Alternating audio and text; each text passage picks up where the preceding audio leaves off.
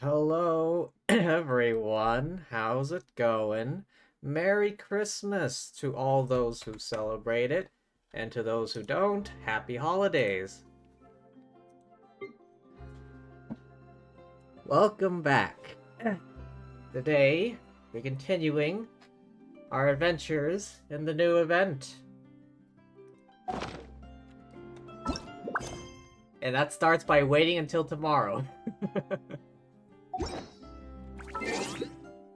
Oh, achievement. What'd I get?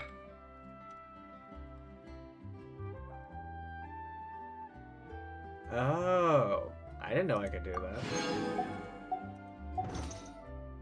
that. Wait, no. Back.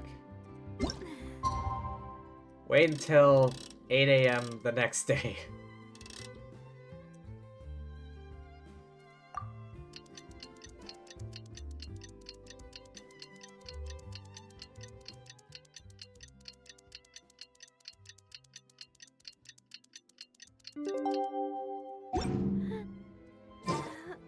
It's filming time again! Our schedule is jam-packed for the next couple of days, too. We've got so many different locations and sets to cover. Anyway, let's head out and meet up with the others. gathering spot. Where is that? Oh, literally right there.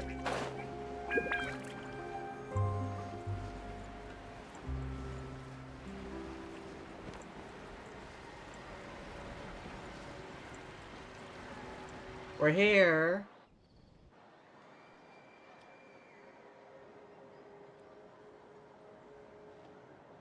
I wonder what the next scene is gonna be. Oh. Time lapse. Both filming and criminal investigation progress at a steady pace over the next few days.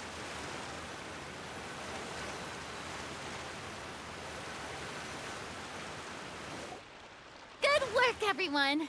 We're looking to wrap with our two main ladies today. I can already smell our success. What do you mean, looking to wrap? Completing the filming? Oh, aren't you the expert now?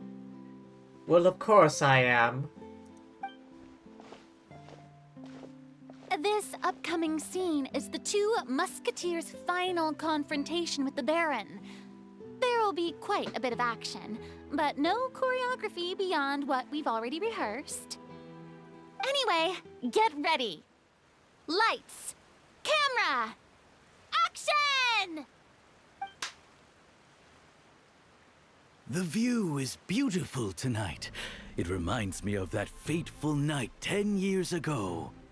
And now that I've said it, I can even make out the faint fragrance of herbal tea in the air. Enough, villain! It's time that you pay for the death of our mother! My dear Iris, have you forgotten your manners? How can you speak like this to your own father? I'd sooner swallow all of my teeth than call you father. What did I expect? Seems the daughters have turned out to be just as obstinate as their foolish mother. In this world, mora and status is everything! You sound like, a Lawrence right now. He really sounds like a Lawrence. She thought she could blackmail me using her children and force me to grant her recognition and concessions? Ah, how naive can a woman be? Mother never asked a single thing of you.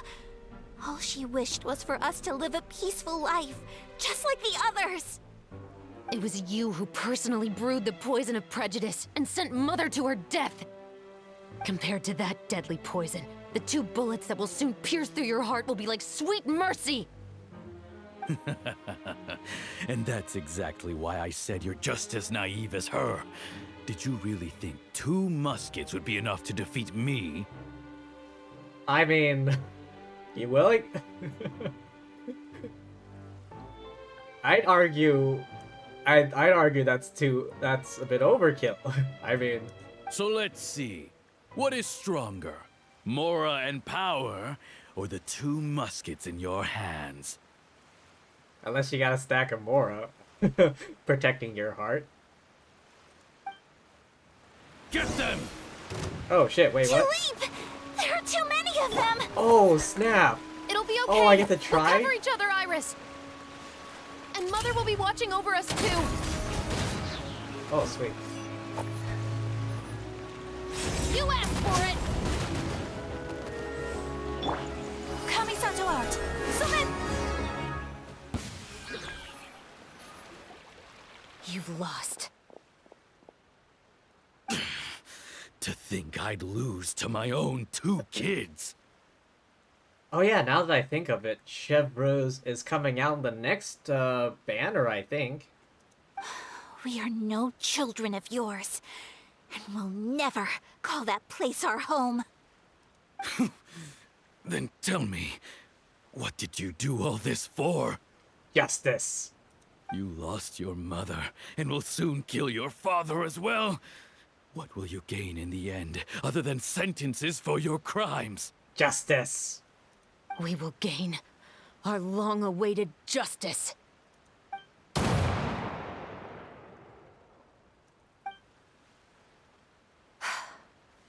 It's over.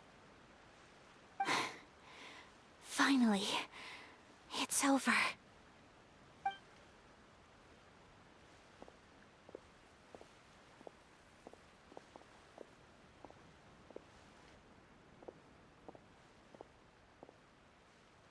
So, where will you go now, Tulip? I'm not too sure, Iris. Maybe somewhere with lots of flowers? After all, Mother always did love going where the blossoms were. What about you? I want to go visit Mother's grave. Yeah, that's not a bad idea. Huh? Tulip, look! What is it? It's Mother's favorite. The rainbow rose. Look, it's blooming again. Excellent!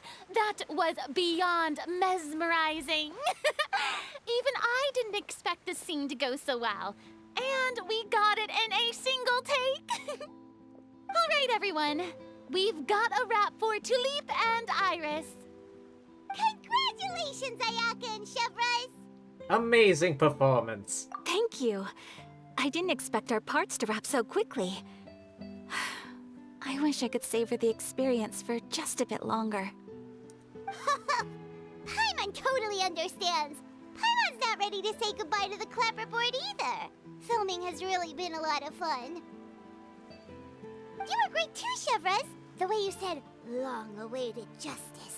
It gave Paimon chills. That is indeed my favorite line in the whole book. I still remember trying to act it out in my room the first few times I read it. Whoa, Paimon would have never guessed you're that type. Who doesn't like stories where the guilty are punished and justice prevails over evil? Don't forget, I'm the captain of the Special Security and Surveillance Patrol. Captain, I have something urgent to report. Oh? Okay. Well, it's rather fortunate that they finished filming for this to happen.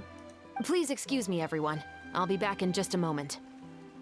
It's okay, don't worry about us.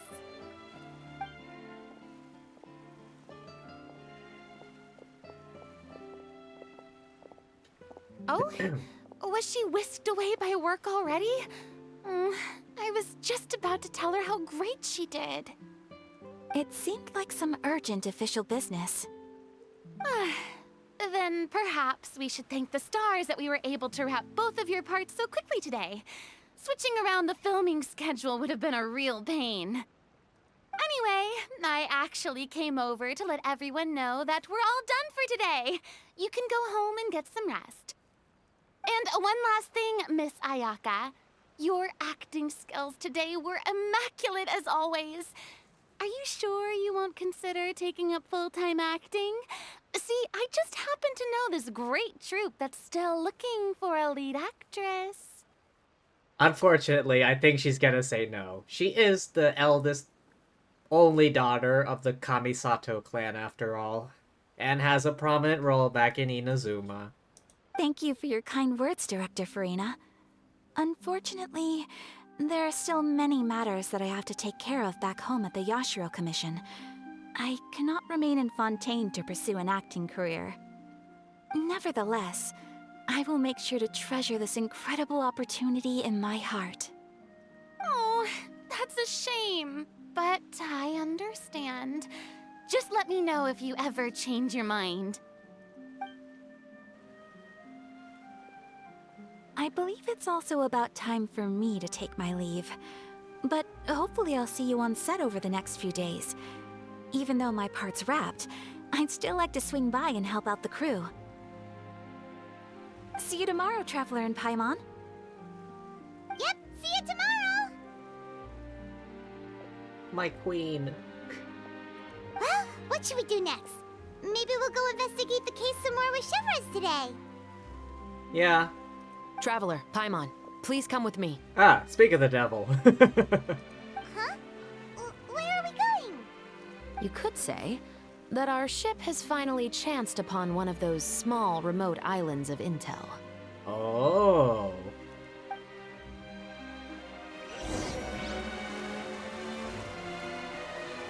How far? I was gonna say how far. But no, it's all the way back in... here? Near Poisson?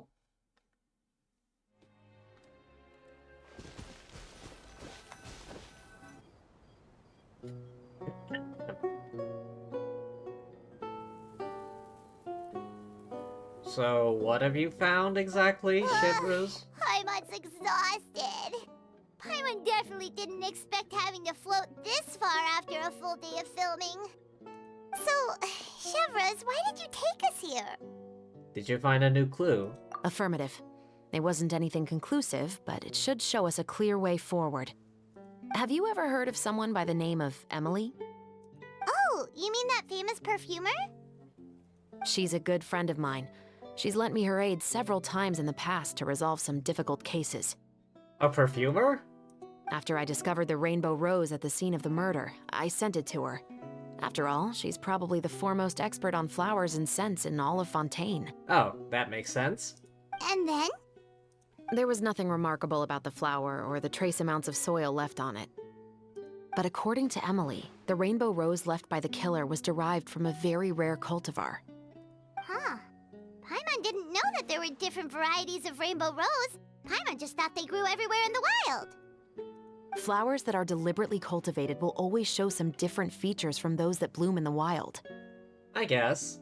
We already knew that the rose left at the scene belonged to a special cultivar, but with Emily's expertise, we were able to pinpoint the place where it was first picked from. Dang. Oh, Paimon gets it now.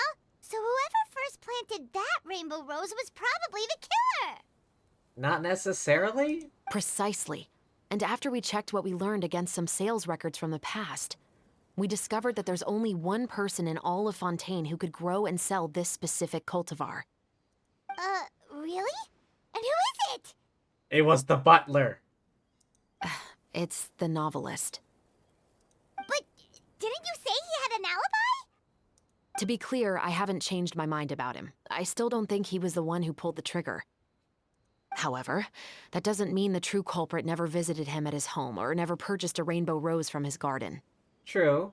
Whatever the case, we will have to confirm a number of things with him. So you mean the next place we need to go is... Yes, we're going to pay him a visit at his home. FBI, open up. Oh, that's not very far.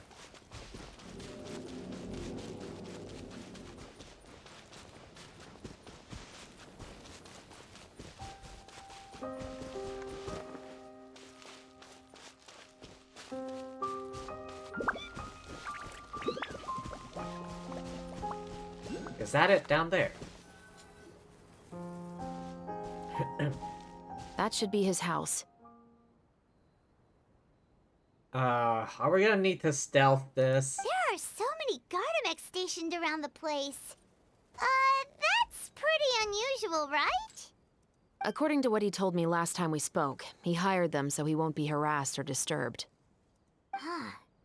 So there are a lot of flowers in his garden, but Paimon doesn't think we'll be able to pick one without alerting the Gardamex. Right, which is exactly why I think there has to be a special connection between him and the killer. So, should we knock? Just wait here for now. I'd like to take care of a number of those Gardamex first. But they're so far away. How are you planning to do that? Don't forget, Paimon, I'm actually the real-life captain of the Musketeers. Wait, am I gonna have to do the whole, like, sniper game?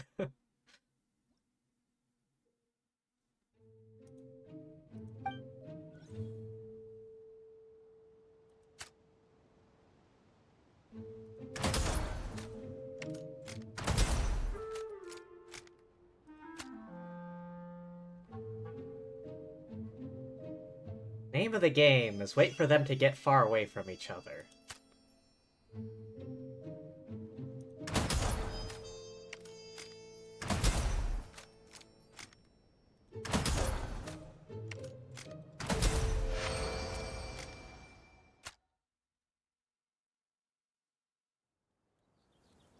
So that you don't so you don't alert them of each other's destruction.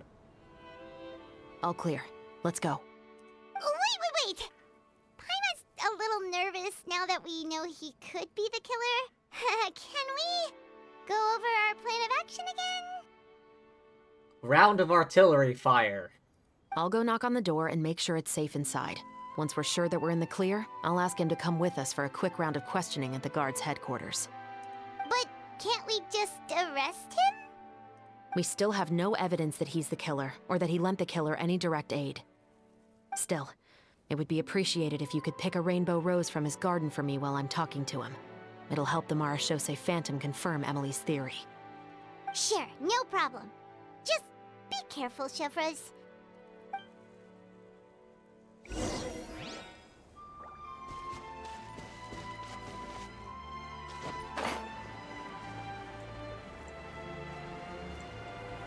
I can't quite reach it.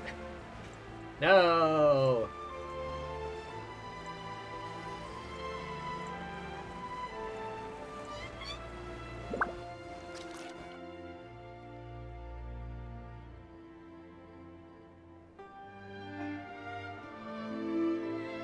Excuse me, Mr. Baptiste, are you home?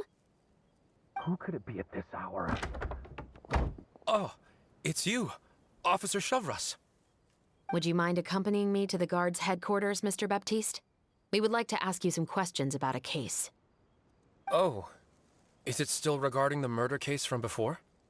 I cannot confirm or deny that at this time. So it is then. Listen, I need you to come with me, Mr. Baptiste. Miss Chevreuse, I'll save you the trouble. Oh, and you two over there? There's no need for you to pick my flowers either. It's not time for them to bloom yet. Oh! Okay.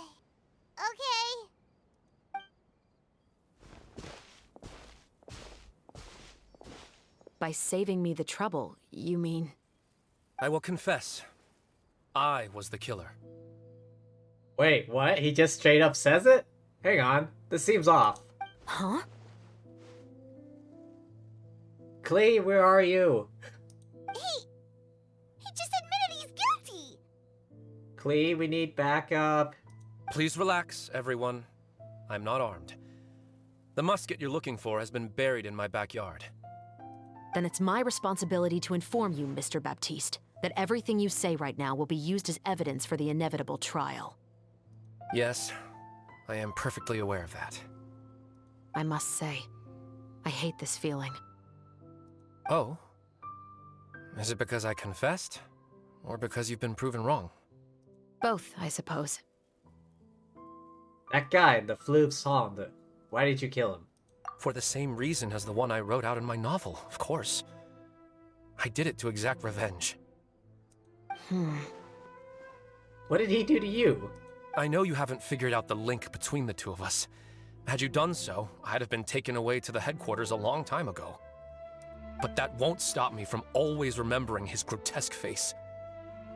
After all, he was the one who killed my mother. Say what now? Hang on, this is a bit... Your mother is still healthy and well. Yeah, wait, what? You know, I was adopted as a child. I was referring to my birth mother. That was never recorded in the orphanage's records. Please forgive a 6-year-old child for concocting some lies to protect himself after watching his mother die right in front of him. So, your novel, it was like a record of your life? No, of course not. It was a work of fiction with many embellished parts. But I am indeed the illegitimate son of a wealthy and influential man who abused his power to murder my mother. That part was 100% real.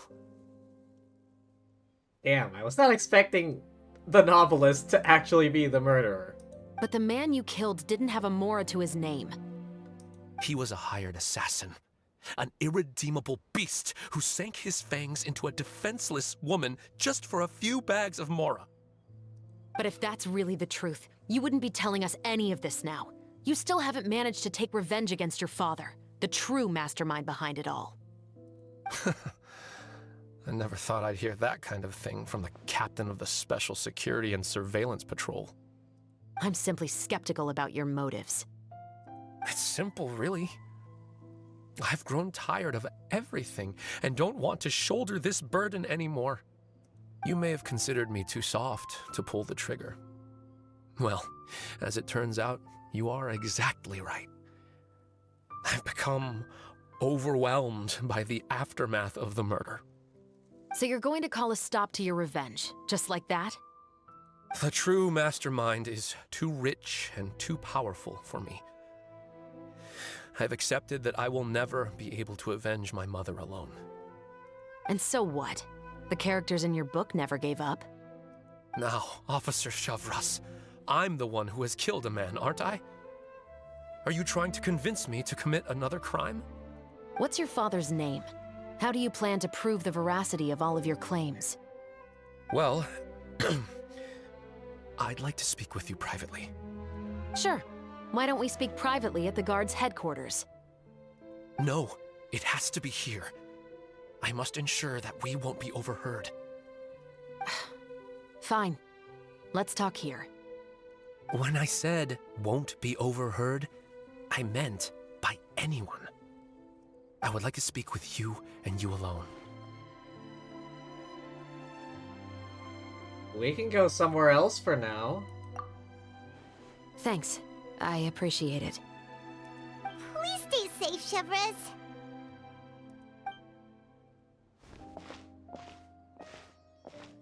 All right. Let's hear it. We barely left. Will you really believe what I'm about to say? Well, that depends on what you're going to tell me. Fair enough.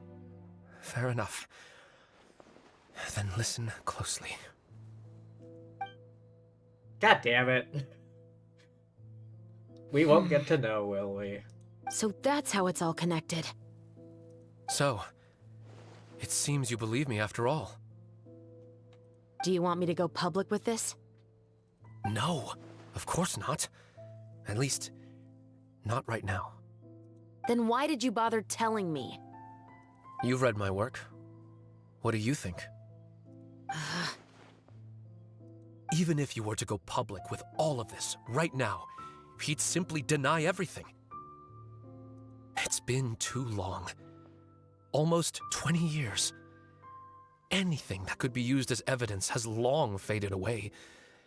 Even if there might have been a solitary island of truth once upon a time, it has long sunk beneath the waves by now. Justice will never find him. Not if you don't try.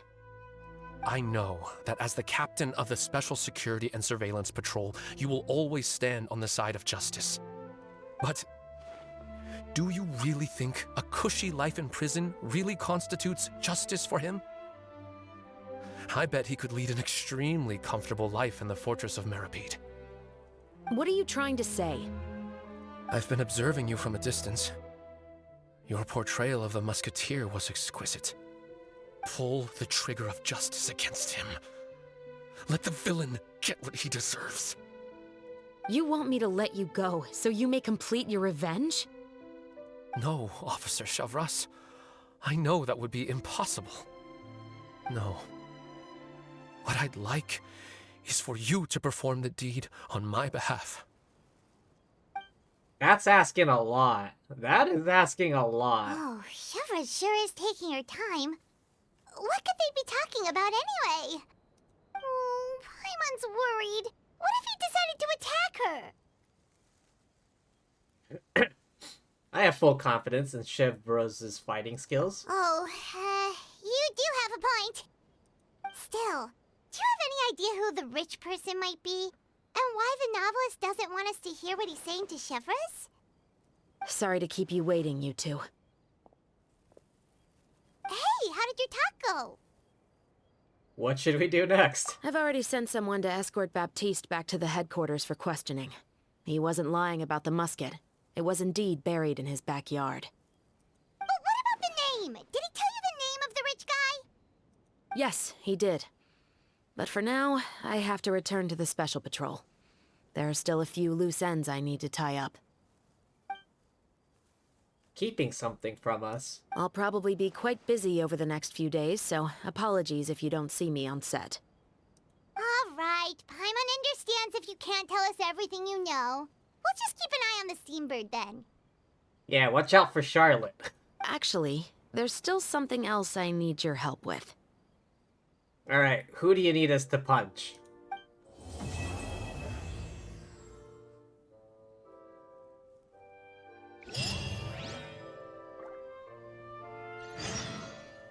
Wait until following morning. Alright.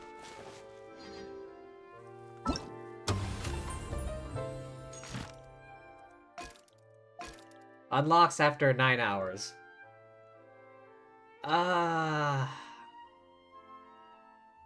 Wait, how much time is left in this event? 13 days? Alright, no issues.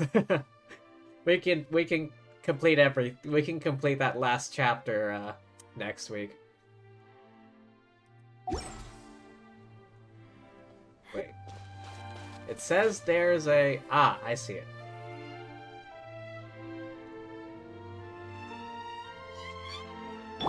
Time for some target practice.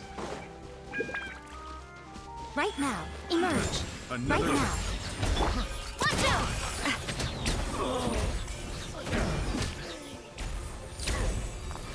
Coming at ya! Hunter, become. Picked the wrong test subject. I swear, Navi is so much fun.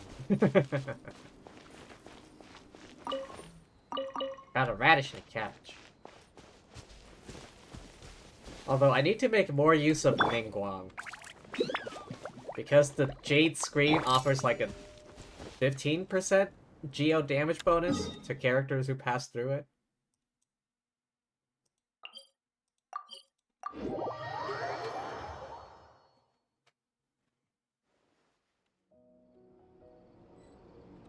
Wait until following morning.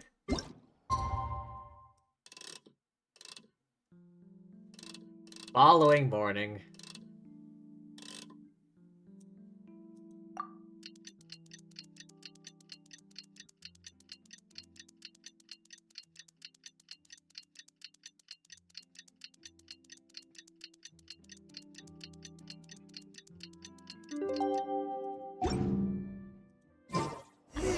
We haven't seen Chevra since that night at Baptiste's place.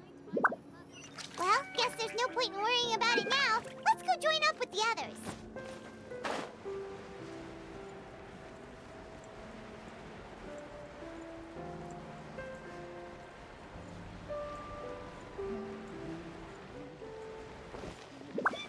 Alright, what's in store for today?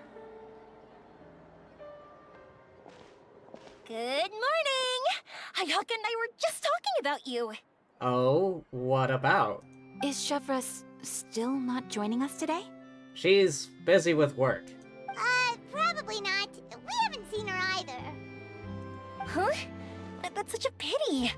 Director Farina said that we've only got a few small scenes left before wrapping up the entire thing. She even said that she'll get me into a couple scenes, so everyone will have a chance to shine in front of the camera. We were also planning on having a victory feast once we're all finished filming. You can join us, right? But of course. If only Chevros was here. I still haven't taken a photo with her. I'm afraid that can't be helped. Those special patrol folks are like phantoms when they've got a case on their hands. But to be honest, I'm even more concerned by what I read in the Steambird earlier this morning. It said that the killer in the murder case was none other than the author of the Two Musketeers. Oh, yeah, right. That may have an impact on the movie. Oh yeah, I heard about that too. He came forward and confessed his crimes, but gave no explanation as to why he pulled the trigger. We didn't know about this case at all when we joined the film. Is it going to affect the reception of our work? Maybe? From a pure publicity standpoint, this will draw a lot more attention to our film. I have to say, though, that no director can be perfectly comfortable with garnering attention through means other than artistic skill. To be fair, I feel like that ship sailed the moment you allowed yourself to be named as the director on our posters. It's not my fault that I'm super popular. What was that saying again? My popularity has, Sunk to an all-time low? spread to the four corners of Tibet.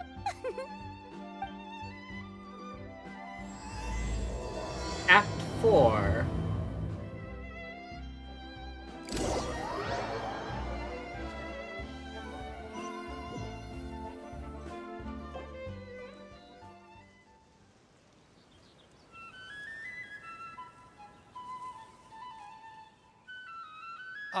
Excuse me, everyone. Oh yeah, Javier.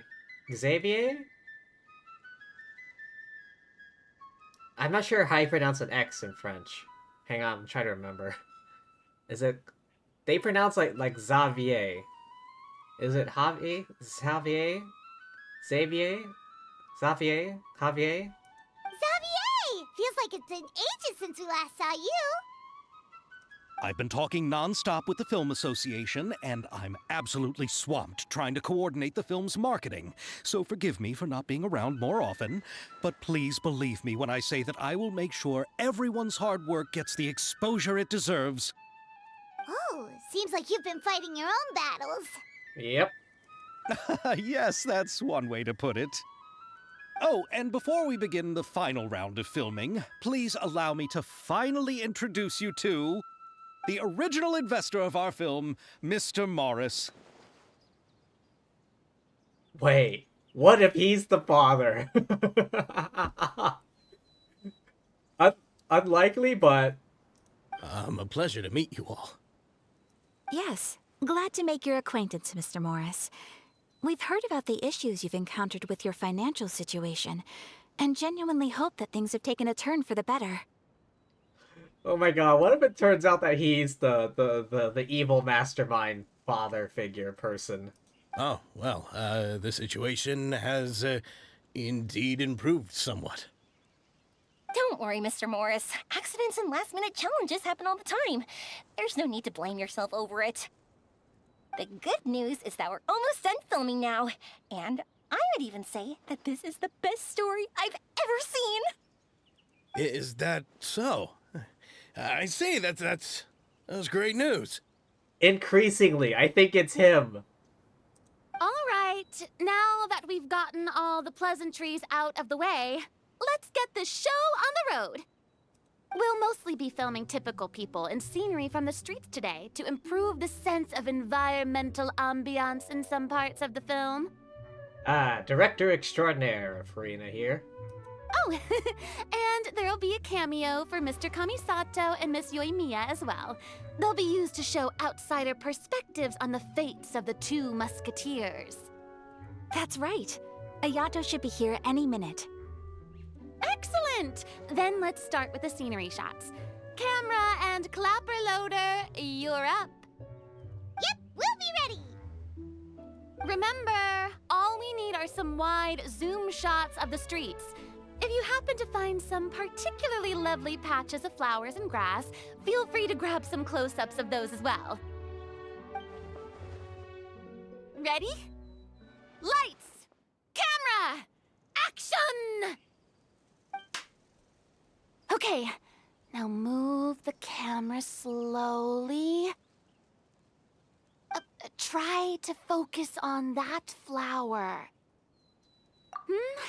What's wrong? Just adjust the focal length a bit. Something the matter? It's not responding? Huh? But wasn't it working fine for all the days before? Veronique, can we try a different camera? No problem. How about this one? All right, let's give it another try. Lights! Camera! Action! What the hell? Don't tell me. This one is broken too? Veronique, do we have any other spare ones we can use? I'm afraid we only brought these two today. What? Then go find a workshop to get them repaired right away! Oh, and you too, Bono! Go find our spare camera in the warehouse and bring it back to the set! On it. What's wrong with these Greetings, cameras? everyone. My apologies for the delay. Is something the matter, Ayaka? It seems like there are some issues with the filming equipment today. We're stuck for the moment. I see. Well, let's not just stand here twiddling our thumbs. Actors, to the makeup booth. We'll start on the next scene as soon as we get a working camera. What the hell happened? The people at the workshop told me that the part which holds the lens in place seemed to have fallen off. That's super strange. It was perfectly fine just yesterday. Well, no time to dwell on that now. Let's get back to filming. Ahem! Quiet on set! Places, everyone! Lights! Camera! Action! By the way, have you heard about that recent murder case? Yes, I have. It seems that they've caused quite the commotion in the city. I heard that the chief of the guards is so mad about not catching the culprit that he's about to explode. Oh? I find that quite hard to imagine, considering how he already looks most days. Director, we have a problem. Cut. Oh, we're in the middle of a take! Couldn't you wait until we wrapped up this scene? No, Director, our film, all the finalized film that we've been keeping in the case has disappeared. Oh, Oh, wait, what did you say? Mr. Bonneau, please take me to where the film was kept right away. I'm coming too. No, Yoimiya, you have to stay here. Oh. Okay, listen up. Everyone who's not working on this current scene can go with Bonneau to look for the film. Everyone else, stay put and wrap up the scene. Unbelievable. How could all these problems happen in just one day? it was Morris. Mark my words. We're back. How did it go? Did you find the film? We found it in the sewers. The sewers? Huh? In the sewers? Is the film still okay? We discovered it just in time, so we should still be able to salvage it. The others are checking now to see if we lost any specific scenes. You scared me for a moment there. I nearly thought we had lost everything. I really don't want to experience that feeling of despair again. Okay, but who could have stolen the film and dumped it there? Could it be, some competitors working on other films? But if they wanted to harass us, why wait until the last day? It was him, mark my words. Okay, we don't have time to really look into it right now. Let's strike while the iron is still hot and wrap this thing up once and for all. Yeah, let's finish it. Thanks to everyone's efforts, you finally wrap up everything, blah blah blah blah, able to overcome problems. I would like to officially announce that our entry to the festival, The Two Musketeers, has now concluded filming! I'm telling you, Morris or whatever his name was, he's the culprit. Paimon is spent. It's so late already.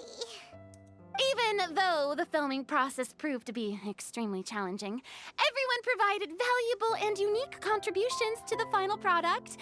Thank you all for your dedication and support. And just like Director Farina, I would also like to extend my most heartfelt thanks to all of you. Really, you've all helped me so much.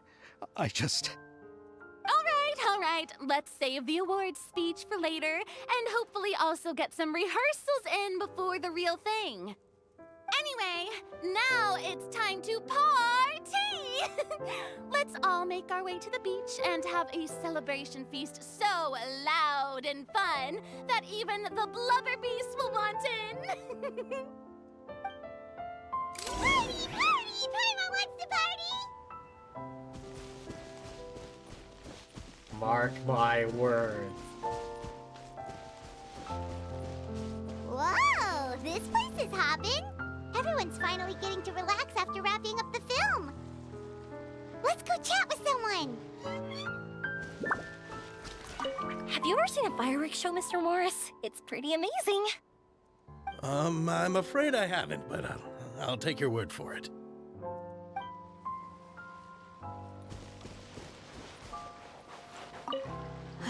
This is turning out to be quite the party.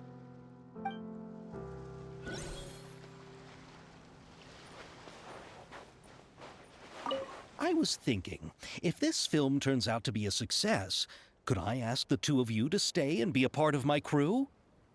Of course, I'll definitely increase the pay for next time. I'd be more than happy to, Mr. Xavier. Thank you for the offer, Mr. Xavier. But I've made some plans to go on a journey to the other nations once the festival is over. Is that so? Well, then in that case, bon voyage, Miss Veronique. Please feel free to get in touch once you've returned to Fontaine.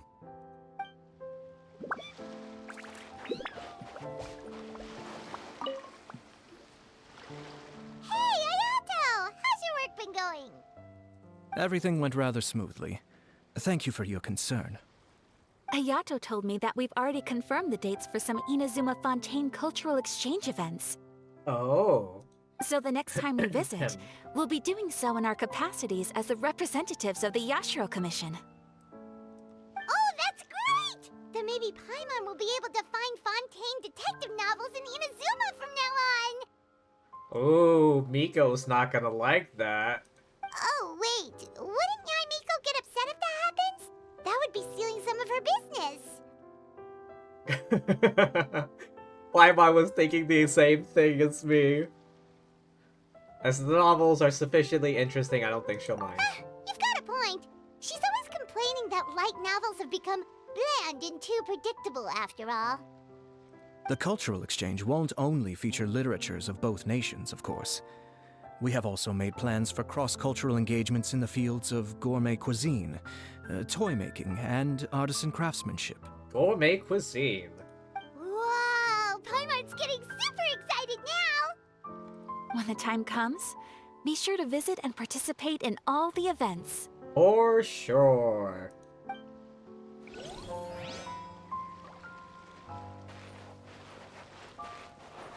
I've got my eye on you, Morris.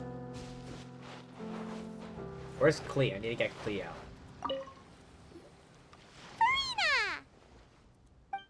Oh, my darling clapper loader and camera operator. You've both worked really hard. Paimon thinks you worked even harder than us. Honestly, Paimon was getting a little tired of playing with the clapperboard by the end of it. Worst of all, Paimon started having dreams of you shouting, "Lights, camera, action!" into Paimon's ears. The actual dream can't even start until you've yelled that. Hey, if anything, shouldn't I be more grand and delightful than your dreams? We've been through so much together, and that's how your brain remembers me? That's not Paimon's fault. We've just used the clapperboard too much lately. Anyway, what's most important is that we've wrapped the film. I'm pretty confident that we'll take first prize. You mean the Farina Award? Hey, no need to mention the official name. Wait, now that you mention it, if we did win the prize, would Farina just get a statue of herself? That would be hilarious. Come on, I don't need that kind of attention. Xavier can accept the reward on our behalf. But just imagine! Farina accepting the Farina Award and holding a Farina statue. It's like the exhibit meme. Yo, I heard you like Farina, so I gave you Farina so you can Farina while you Farina. I'm going back to my dessert now. You all can keep discussing that on your own.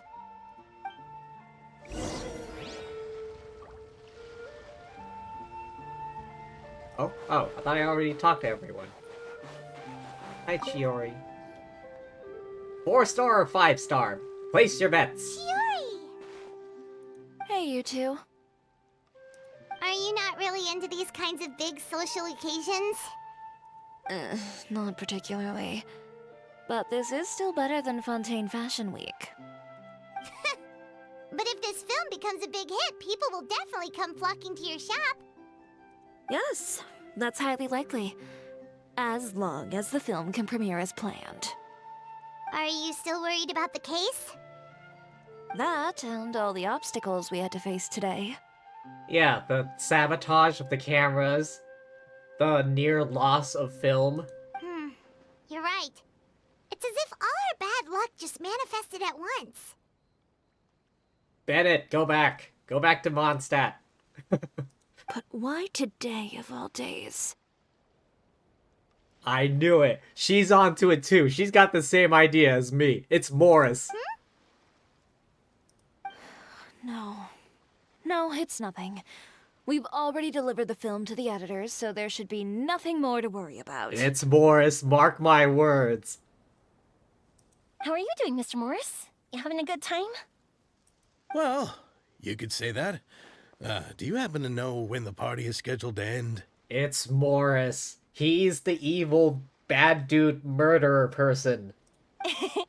Judging by how much fun everyone's having, I'd say probably not until well after midnight.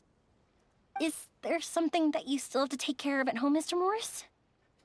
Oh, well, I'm just not a late night person, so I might take off shortly. Hey, Chevreuse, where are you? Oh no! Silly me. I almost forgot something super important. Oh, what is it? I prepared a whole batch of fireworks for the party, but I forgot to bring them over from the warehouse. Fireworks, you say? Well, that's, truly a pity. Sorry things didn't go as planned. Could you help me carry them over, Mr. Morris? I won't be able to fetch all of them by myself. Me? Are you sure that you can't find anyone else? I just wanted to make this a surprise for everyone. The warehouse isn't far from here. We'll be there in no time. Pretty please, Mr. Morris. These are some of the best fireworks I've ever made. So I also want you to see them before you leave. They're stunning. I promise that they'll be a once-in-a-lifetime experience that you'll never forget. But... It's okay. Just come with me. If we're sneaky enough, nobody else will see us leaving. All right. Good old Yoimiya. Managed to convince him in the end. The warehouse is right over here. I moved the fireworks there in advance, so it shouldn't be too much work bringing them back. It's still a ways away from the party. Sorry about that, Mr. Morris. It's probably because I'm used to carrying fireworks all the time, so it doesn't feel like a lot of work to me.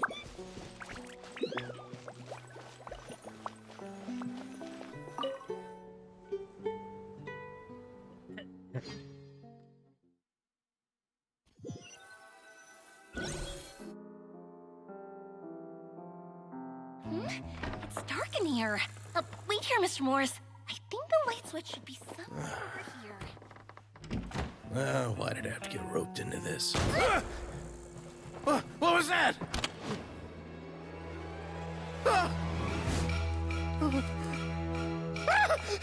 Who's there? Get me out! Get me out of here! Did you really think you'd get away, Morris?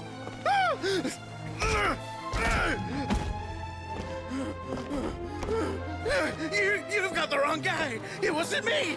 I'm not the killer. You know, Eliza died a far more heroic death than this. She fought your assassin to the end, to save the children she had hidden beneath the floorboards.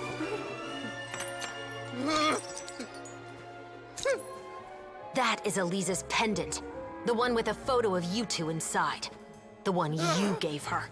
Ring any bells? It's a fake! It has to be! There's no way! No way your assassin didn't destroy it, you mean?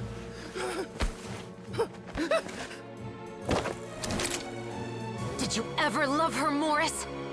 Or was killing her always the plan? No, please. Listen to me. I told Eliza to keep us a secret.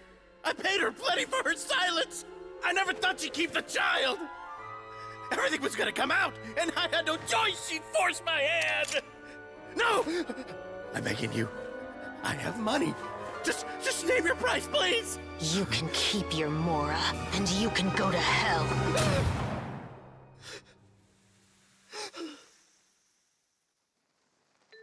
I'm Captain Chevreuse of the Special Patrol. Morris, you're under arrest for Eliza's murder. Huh? Hmm?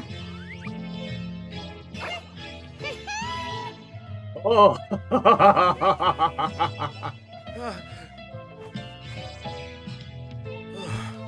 Video evidence, motherfucker.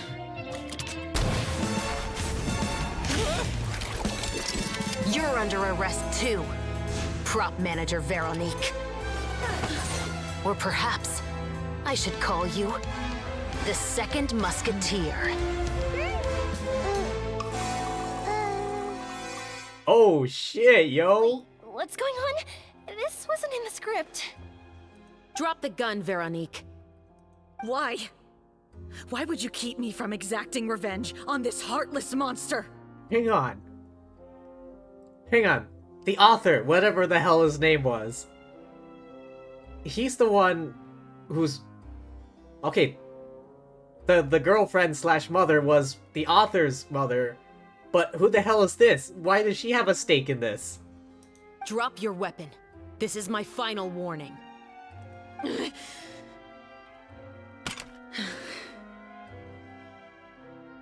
Holy shit. Yo, that whole scene just now. Damn. Well done. Holy crap.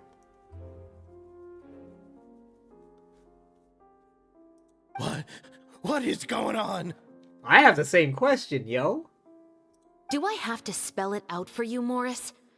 Everything that took place just now was staged to get you to confess the truth.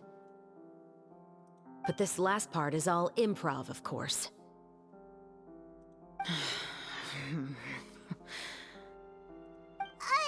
Chevres, you told us you wanted us to help you stage a play. You never said anything about the Second Musketeer. It's because even I had no way to confirm my theory until now. Thank you for your performance, Yoimiya. Could I trouble you to go and bring in the other Special Patrol members? They should be on standby just outside. Oh, and please tell the other cast members not to worry about us.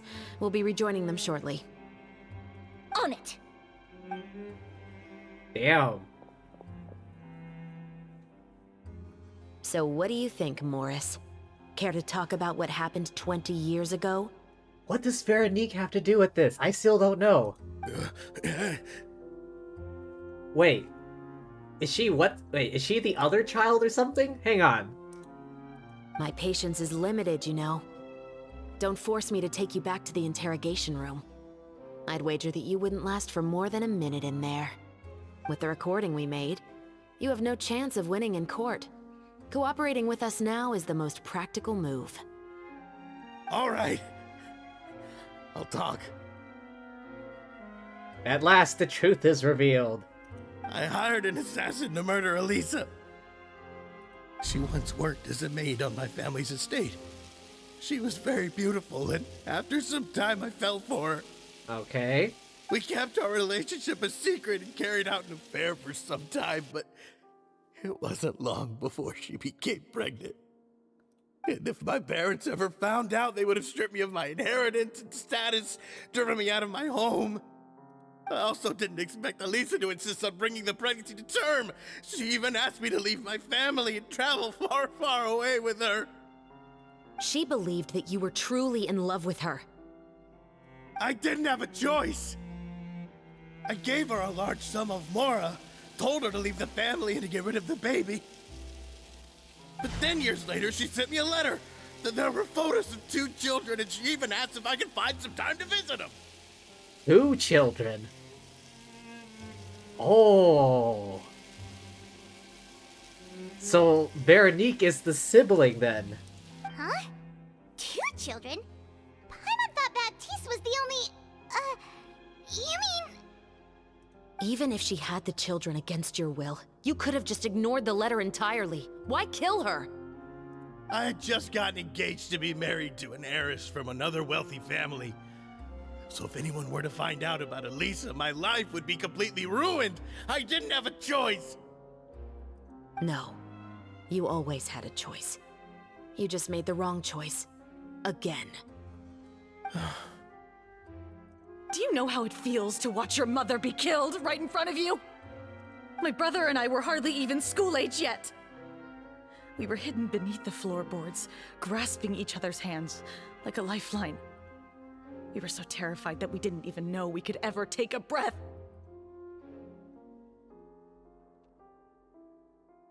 Oh. Hang on. I think I can see it now. What was it? I think Baptiste, they said his name was? He confessed to the murder so that maybe Morris here would let his guard down and then Veronique could go in and finish the job. All we could do was to watch Mother try to fight back, and then collapse to the floor. Even after the assassin left, we were still too terrified to leave our hiding spot. We thought that he might come back. It was only until the next evening when we finally climbed out and gathered around our mother. But she had already become cold and stiff to the touch. You made up your mind right then and there to bring this case to light. Not only that, we resolved to get our revenge. And that's why you became the Musketeers. No, that's why I became a musketeer. The man from before was also killed by me. My brother had nothing to do with it. I figured as much. You did? I once told these two that he didn't look like a killer to me. His confession from that night also rubbed me the wrong way. Oh. I think what really tipped me off was, how could I not feel a sense of regret in him? Huh? He confessed faster than any criminal I've ever met, but he didn't say a single word about you. He insisted that he was the sole perpetrator in the case. But after the questioning ended, I disassembled the musket we dug up from his backyard, put it in front of him, and told him to reassemble it. Wanna guess how far he got? Not very, I'm guessing. He had no idea where to even start. He's never touched a gun in his life. Based on that, I determined that he was not acting alone. He only surrendered himself to draw our attention and create a moment of opportunity for his partner. So, I decided to play along. And as expected, the second musketeer followed us without hesitation once she saw Morris get separated from the rest of the cast. Besides, why else would he call the novel The Two Musketeers? But how did you know it was Veronique? I figured it out the moment Baptiste told me his father's name. That so-called financial crisis was all just a ruse. He just wanted to sign up as the investor and then leave the film without any source of funding. After all, he has a vested interest in minimizing the reach of this story. It's really just the same thing as what he did to Eliza all those years ago. Human scum. But then Xavier pulled out all the stops and got the film made against all odds. Morris couldn't have that. With the killer in custody, he figured it was safe to act. And so he came to visit the set today, just as I expected. Wait, so you were behind all those mishaps today? As for the identity of the second musketeer, I assumed they'd probably stay close to Morris and look for an opening. And if they already knew that Morris was the film's investor, then that narrowed the list of potential suspects as well. Furthermore, being the props manager would allow the culprit to avoid scrutiny by purchasing mechanical parts in the name of the crew. Oh, clever. With that hypothesis in mind, I went back to check Baptiste's orphanage adoption records. Guess whose name I saw on the same page, just a few lines from his. My brother. He trusted you. As in, he trusted me to perform the deed on his behalf? He trusted you to stand on the side of justice. I am. I thought you could do it as well. Oh, the look on your face when you told him to go to hell. I really thought you'd put a bullet in his brain. Oh, that just goes to show what a good actress she is. You know what he has done. Are you telling me that you'd rather see him spend the rest of his life living like a king in the fortress of Meripede? Don't worry, we know a guy on the inside. Hey, Ridesley. I will never be able to forget the feeling of my mother's cold, lifeless hands. And you would call this ending fair? Is this what you call justice? I won't lie, Veronique. I did hesitate when your brother first told me about the truth. I wondered. I agonized over whether I should really put a bullet in his head. So why don't you? Because that should never be how justice is carried out in this world. Perhaps, to you, justice is simply reciprocated. An eye for an eye, and a life for a life. But everyone has their own understanding of justice. If everyone were to pursue their own definition of it, there would be no more order in this world. Today, you'll kill Morris, and tomorrow, his children may come for you. The world cannot render judgments based on a desire for revenge. That will only lead to a cycle of revenge, as well as the destruction of order and civilized society. Fontaine is founded on a set of laws and a standardized code of justice. That is why we are the nation of justice. But with all that said, I will promise you this. Morris will not lead a cushy life in the fortress of Meripede. Yeah, we know a guy. We'll make sure that Wriothesley gives him a tough time. Chevreuse? The rest of the Special Patrol is here. Thank you so much, Yoimiya. Letelier, Terena, please take them away.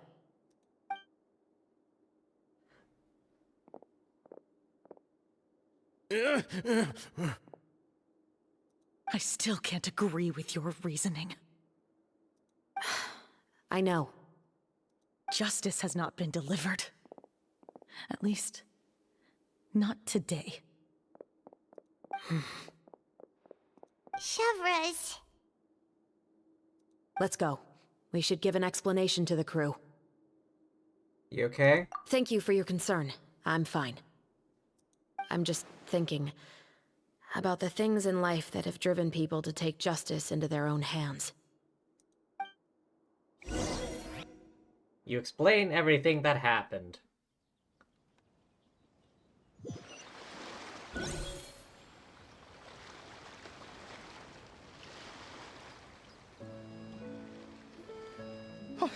Who would have thought Morris would turn out to be... I'm at a loss of words. How could he have done something like this? I'm just glad that you're all safe and sound. Who knew that such a labyrinth of cases would be behind this story? And now you can put as a tagline for your movie, based on real events. Well, what should we do now?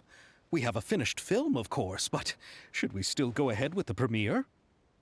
What do you mean? Shouldn't you be even more motivated to spread the word now that you've learned the truth? Chiori is right. I'd also like more people to see this story for themselves. But the real ending of the story seems to have deviated somewhat from the one in the script. Is that still acceptable to you, Miss Chevreuse? The call is yours. We still have time to reshoot an ending if that's what you'd like. No, it's fine as is. I like what we have for the catharsis. Romanticism is what gives works of art their appeal. Fiction is able to explore means of restitution that could never work in real life. Just like the real world, the world of stories also has its own set of rules and justice. These different possibilities are what initially drew me to reading in the first place. Sounds good to me. I support your decision. What about Veronique? Will she be okay? She will soon face her judgment alongside her brother and Morris. If I had to guess, they'll probably all be sent to the fortress of Meripede. I'll make sure to give Wriothesley a heads up about it. Say hi to him for us. Oh, you mean that kind of heads up? Exactly. Ooh. Ahem. All right, then the matter's settled. Now that everything's been taken care of, there's no reason for us to keep looking all gloomy and grumpy.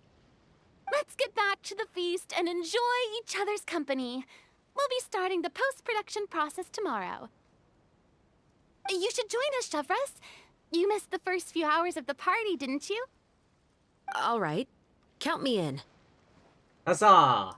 Then I'll wait for you over there. There's still some good news that I'd like to share with Chevreuse. Traveler, Paimon, could you wait for me by the sea after the party ends? I'd like to go on a brief walk with the two of you. Absolutely. Thank you very much.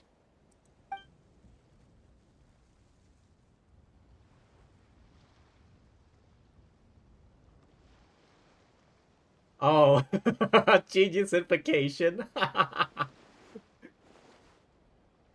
Oh.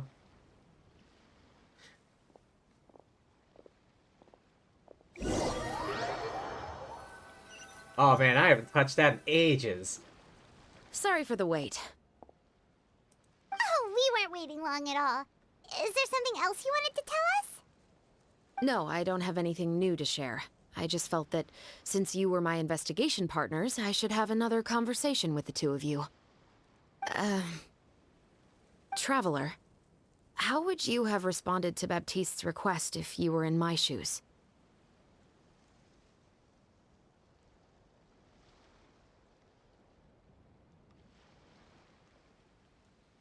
Probably the same thing as you. Is that so?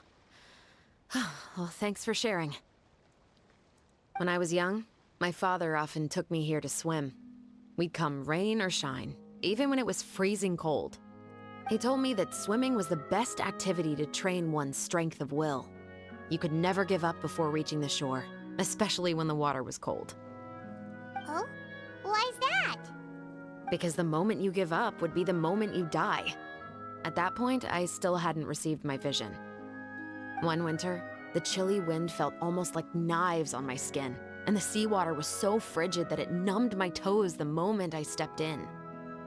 I cried and begged my father to spare me from having to swim across, but he wouldn't listen. He used to be a member of the Special Patrol as well. You could say it was his way of educating his children. That sounds awful. When he saw that I wouldn't stop crying, he just picked me up and tossed me into the icy water. The bone-chilling cold took away my senses. I couldn't feel anything but fear and rage. I waited for my father to save me, but one look and I knew he'd already started swimming for the opposite shore. I realized that if I were to give up, I really would die right then and there. I used all of my strength to try and catch up to my father.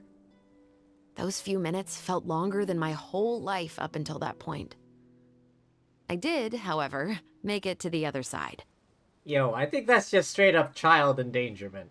I've never felt afraid about anything in my life after that, nor have I ever cried again.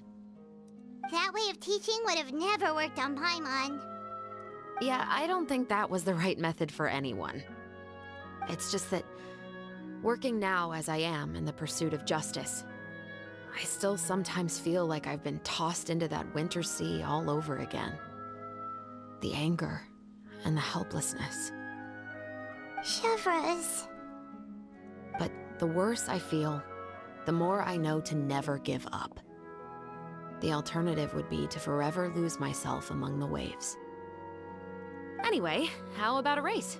Neither of us will drown, but we can still see who swims faster. I'm game. You guys go ahead! Paimon will grab the clapperboard to mark the start of the race.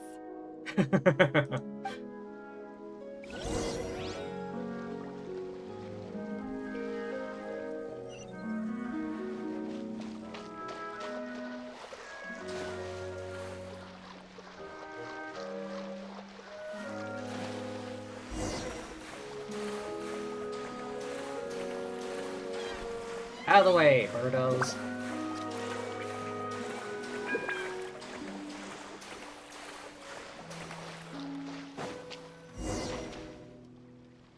Whoa, that felt good. You were so fast in the water, Chevres. You were swimming even faster than Paimon can fly. So, about the Special Patrol, did you join because of your dad? Partly, but I'd say I was more inspired by the heroes I read about in stories growing up. Oh, so it's due to your love of stories. Of course, it was only after I joined the Special Patrol that I learned that truth is often stranger than fiction. Come on, let's walk a bit more.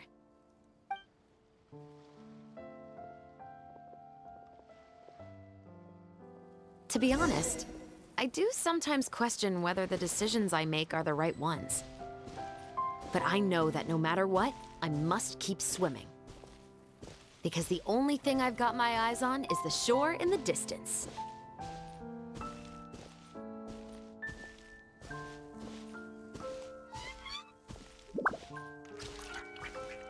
How is she faster than me?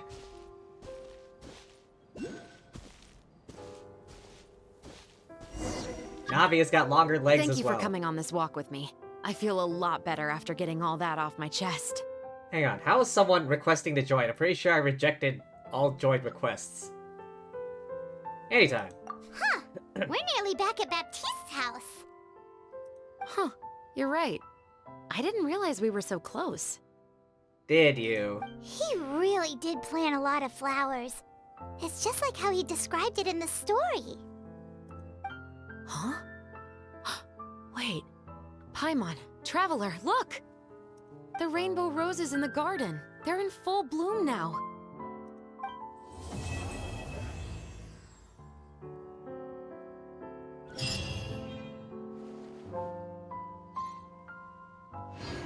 Any last words? Even though it's a bit late, I must thank you for investigating this case with me. Not on behalf of the Special Patrol this time. It's a personal expression of gratitude from yours truly. About your family. Oh, you want to hear more about my father? To be honest, I didn't spend that much time with him. He was always busy with the Special Patrol, so he would often return home really late at night. Some nights, he didn't come home at all. Once, he didn't come home for a long time, maybe a whole week or so. When I went out to buy food, I learned that he had become a criminal, and by extension, that made me a criminal's daughter. Oh, wait, what? But we can talk about that another day. How about the case? I actually have a lot of sympathy for Veronique and Baptiste. I can understand the hatred they feel for their father. But that doesn't mean I'll allow them to walk the path of evil, even if it might lead to another sense of justice. About the film. Films are different from the real world. They're a form of art and represent the wishes in people's hearts. I adore the Two Musketeers, and I'm very happy to have had the opportunity to act the role as one. I can't wait to catch the film when it premieres in the Opera House. I'm looking forward to seeing the audience's reaction to the climactic ending. Please take care. Thank you for looking out for me. I'll see you at the award ceremony. I'd be very surprised if we don't win. Can we pick these? No.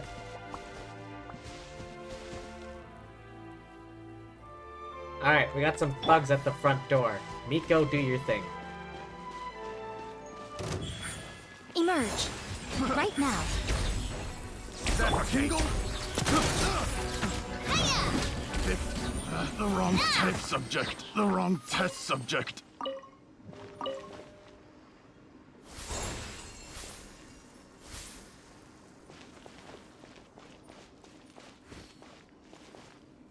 And I think... yeah. Doesn't unlock until tomorrow. And by then, I'll have to go back to work.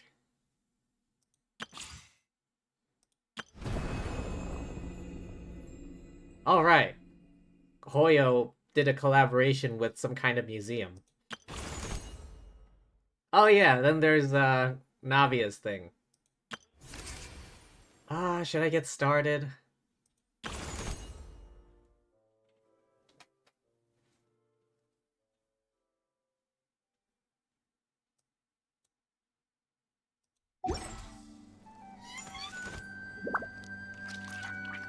Fabulous.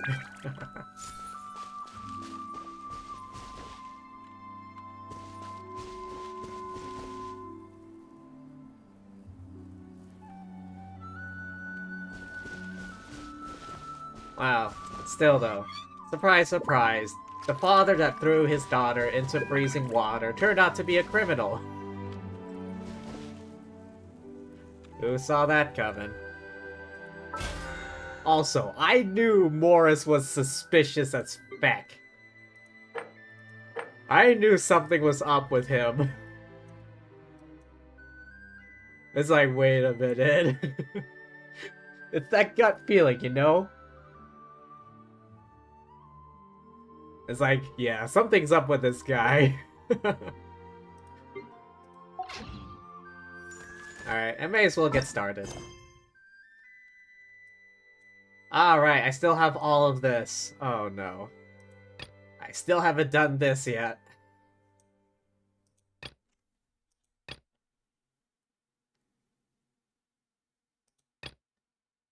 Oh, I still have so much to do.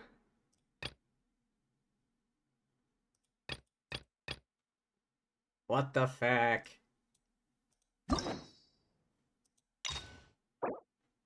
Sure.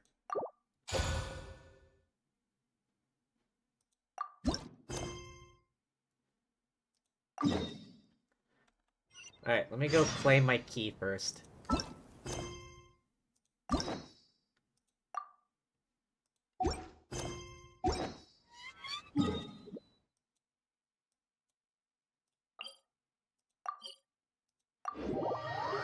And since the next act of the event isn't ready yet, I don't think there'll be anything interrupting this quest. And away we go.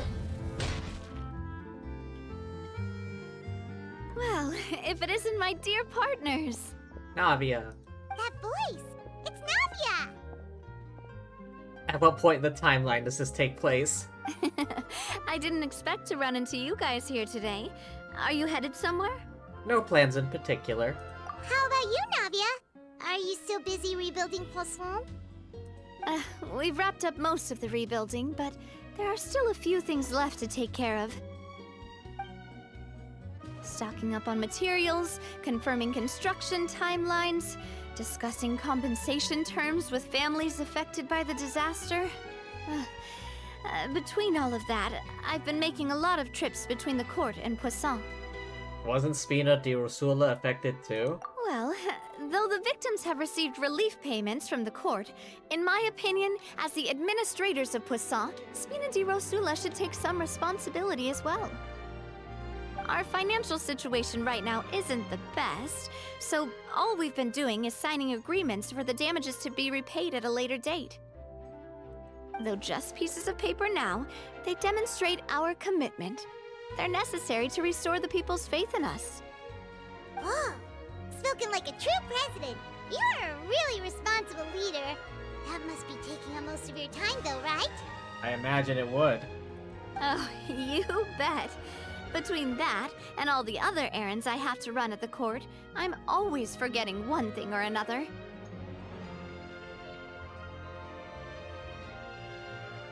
So before I came over this time, I took a page from Melusa's book and decided to make a list of everything. This way, it's easy to see which tasks you haven't checked off. And then? And then, since Melus loved using shorthand, I decided to also follow his example and come up with some shorthand of my own. But after running a few errands in the city, I'm kind of struggling to even read my own handwriting anymore. That does sound like you, all right. So what kind of shorthand did you use? Oh, wanna take a look? Let Paimon see! Wait, there's nothing here but a bunch of weird symbols. This looks like a piece of kelp wrapped around a stick. And this other one, is it supposed to be a boar in a box?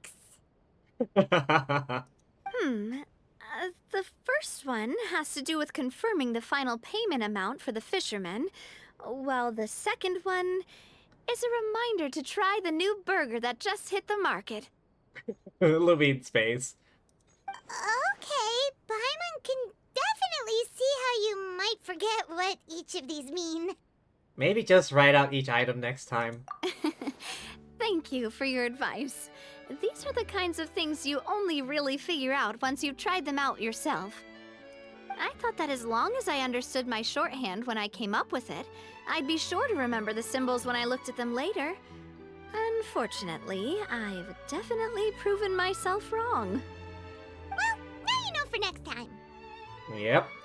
Anyway, I should have already taken care of most of the things on the list. There are still a few symbols that I can't decipher, but I don't think they're anything too super important. Worst comes to worst, I'll just make another trip. Ah, so you're going to head back now? Yep, that's the plan. Oh, Actually, since we talked about the reconstruction earlier, wanna come with me and check out the town for yourself? You said you don't have any plans, right? So we can just catch a boat and head over. It won't take long at all. If you say so. It's a bit sudden, but Paimon doesn't see why not. What do you think, Traveler? I'd be interested in taking a look. Then let's go. We'll take a boat over. Oh, you mean the Aquabus, right? Like the Clementine line? Oh, sorry. I meant our own boat. The Aquabus doesn't have a station near Poisson, so we'll use one of the Spina's boats. Sure, sounds good to me. All right, follow me. I'll take you there.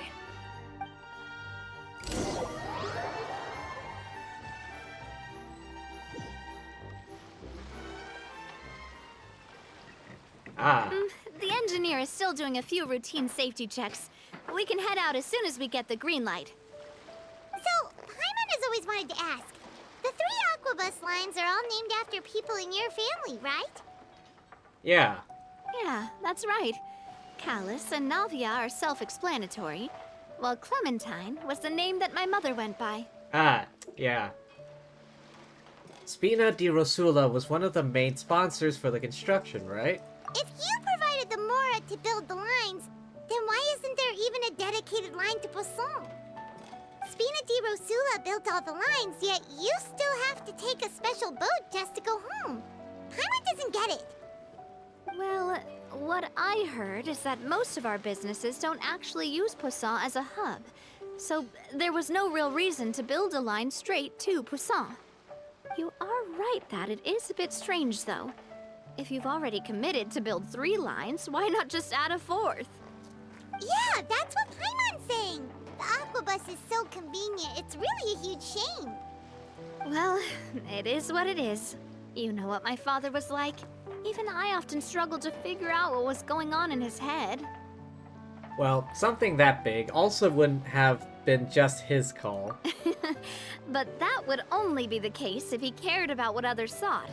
My father was always really stubborn. Once he made up his mind, good luck getting him to change it. From what I've heard, the rights of all the other members of the Spina only went as far as giving him advice or suggestions, and no farther. That included my mother, too. Huh. Well, that explains why you weren't on the greatest of terms with him. Yeah, because I wouldn't just let him keep getting his way. He was just... not very agreeable. Boss, the boat's ready.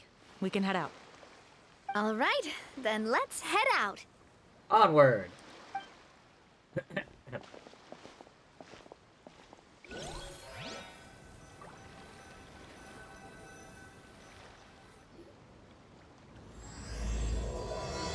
Act 1.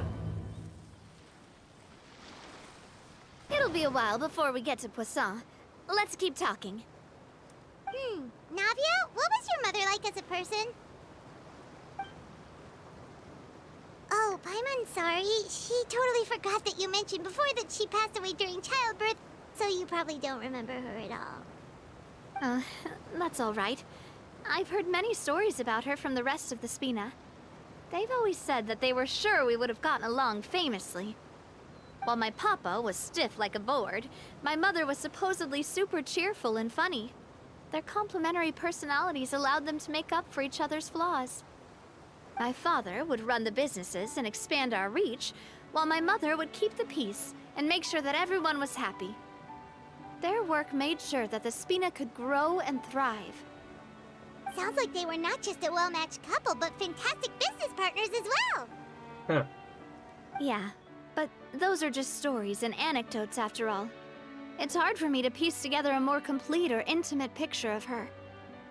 But sometimes, I'd still look at the Clementine line and wonder, would the Spina and Poisson still be what they are today had my mother survived?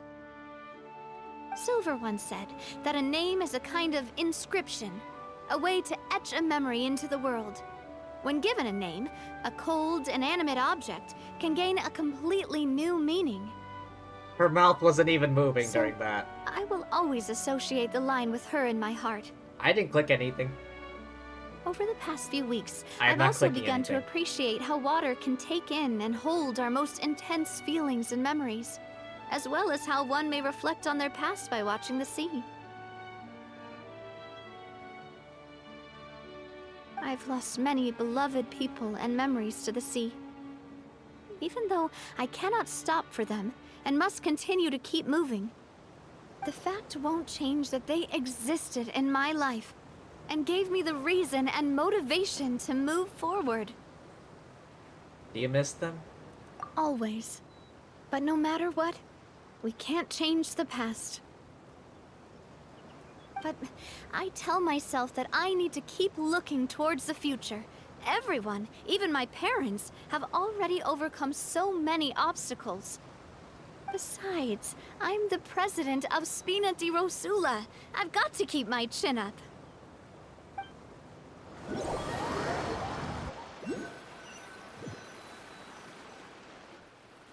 Ah, we've reached the shore. Let's go. I'll show you the new poisson.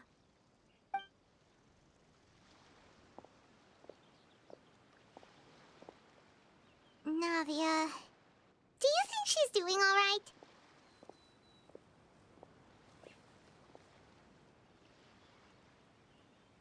She's always been having to cope with one thing or another. Okay, Paimon supposes you're right. She's really been through a lot. It couldn't have been easy shouldering so much by herself.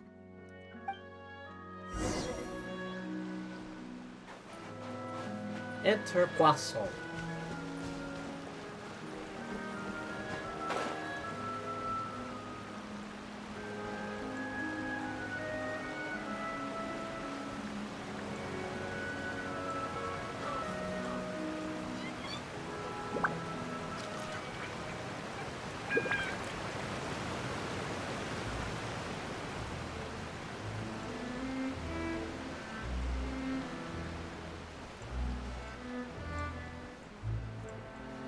I still can't get over the fact that this place is just named Fish. Boss, you're back! Traveler in Paimon, welcome back to Poisson. Why, thank you. Oh, hey! Fancy seeing you again, Florent. Is it your turn to take care of Navia now? Hey, I can totally take care of myself. For the time being, I'll go around without any attendance. We did hand over some of Malus's old responsibilities to Florent, though. It's been really nice to have him around to help out. Thank you for the compliment, boss. As you see, I've been working closely with the boss on rebuilding Poisson. Honestly, it looks the same as ever.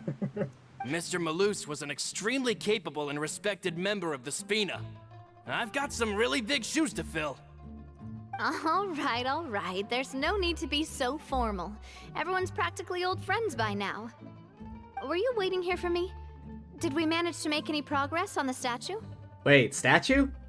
Yeah, we contacted a sculptor about the job, but they can't get started on sourcing a correctly sized block without knowing the design that we want to use first. You're commissioning a statue? So basically, we've been meaning to commission a statue of my parents in commemoration of everything they've done for the Spina and the town of Poisson. But since my father was known as Callus the Unfaithful for the longest time, it would have been too controversial to commission a statue of him. But now that his name has been cleared, and the town is also being rebuilt, I thought this would be the perfect chance to actually realize this dream. The funds to build the statue were freely donated by the people of Poisson to show their appreciation for Miss Clementine and Mr. Callus and everything they did. Shouldn't Navia be featured with them too? Me? I'm just the newbie president that's running around and causing everyone trouble. I don't know about that. Maybe we can have this conversation again in a few decades, once I've done more for the town and the people. Come on, you had to lead them through, like, probably the worst time in Fontaine's history, when the whole place flooded. Hey, there's no need to be so humble. Didn't you just help save the entire country? Yeah. I agree wholeheartedly. I also believe that Boss should have a place on the statue. Yeah. Hey, if you keep inflating my ego like this, I might just float off into the sky with my parasol. Just kidding. There's no way that I'd accept that kind of compliment at face value. At a minimum, I'd have to match what my father did for the people. Well, if that's what you think, I think it'll just be a matter of time. Thanks for the vote of confidence. I just don't think I'm ready yet. Anyway, Florent, now it's up to us to confirm the final design, right? We can ask the sculptor to start looking for a good block once we've decided on the poses for Miss Clementine and Mr. Callis. But we haven't had any real discussions yet on the possible designs. I feel like I should get a few promising designs first, and then send them over to you to review. There's no need for all that. Let's decide on a design right now. Hey, you! Come over here with me. Oh boy. Me? Modeling a few poses, of course. Here, just pretend to be Callis, and I'll be Clementine. Didn't you say on the boat that Callis and Clementine sounded like great partners? Well, then there's no one better to fill this role than my most valuable partner. Florent, let's grab some reference shots. You've got it, boss. I'll go get the camera. Oh boy. Well, what do you think? Got any ideas? Shouldn't you be running this show? Well, I've actually discussed it a bit with Florent before, but I could never come up with any fresh or original ideas. It's probably because my idea of them is already kind of set in stone. So, I want to pick your brain for a bit, and see if you can come up with some new and interesting ideas. I'm all good here, boss. Feel free to start posing whenever.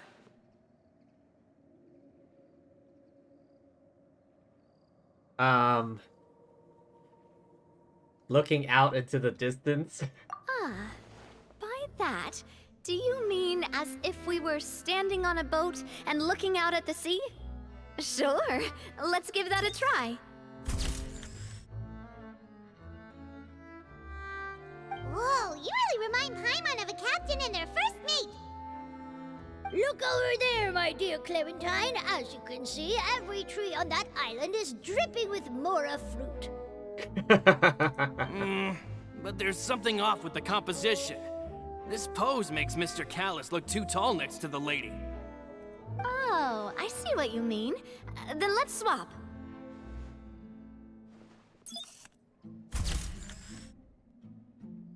Well, Paimon is a fan. A statue like this would look fantastic on a boat.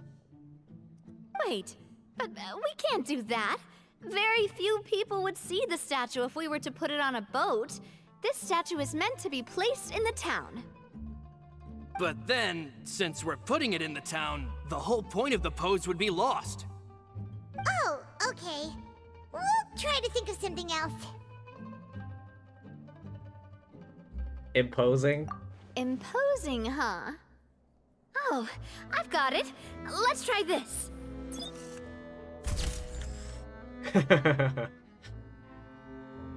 Yeah, the whole back-to-back arms crossed sort of deal.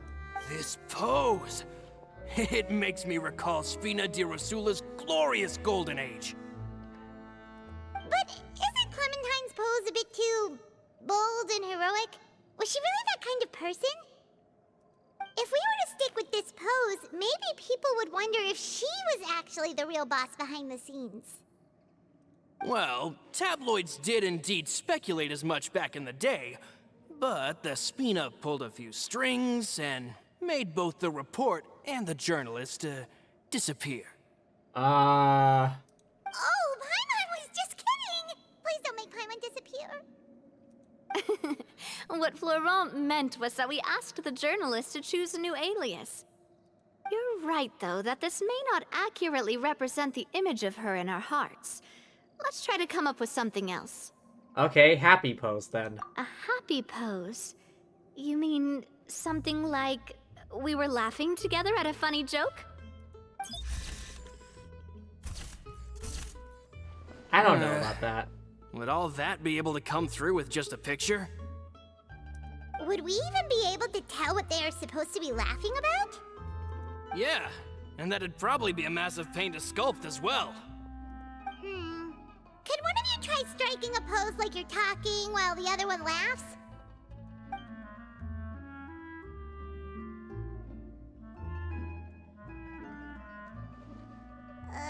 That actually sounds pretty hard to pull off. Forget it, let's try something else.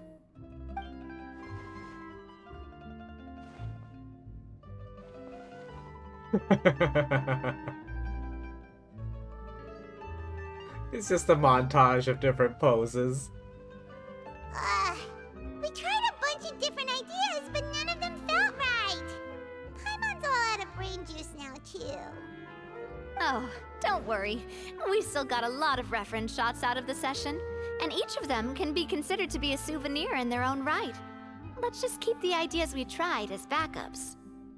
Man, if I knew I was going to do a photo shoot with the Traveler, I would have prepared a lot of outfits and props ahead of time. Oh, outfits! Ugh, that's the errand I forgot back in the city. Do either of you still remember that girl? The girl I went to see with you two. Her name is Adele. Oh, Paimon remembers her. She was the one that we met while investigating Mr. Callus's case, right? She always believed that her father Jacques was a good person. Yes, that's exactly who I'm talking about. So, after the case, she was finally willing to talk to me, and she told me that she wanted to join the Spina too. I said that it's fine, but young children are not allowed to join the Spina. She will just have to wait a few years, and then we'll welcome her with open arms. Since she's still a child, though, she thought I was just trying to let her down gently. But how could I get her to believe that I meant what I said? In the end, I came up with an idea. I'd have a Spina uniform made and give it to her as a gift. But I got so busy and distracted in the city that I forgot to pick the uniform up. So I did forget something important after all. Don't worry about it. Stuff will happen. Don't worry, boss. I can send someone to pick it up right away. On the matter of the statue, we should still come up with a few more ideas for the design. I'll have to trouble you to source some for me. We could have just done that from the start. Hey, at least this way we got some cool pictures. Yeah, you're right. They'll have some value as souvenirs at least.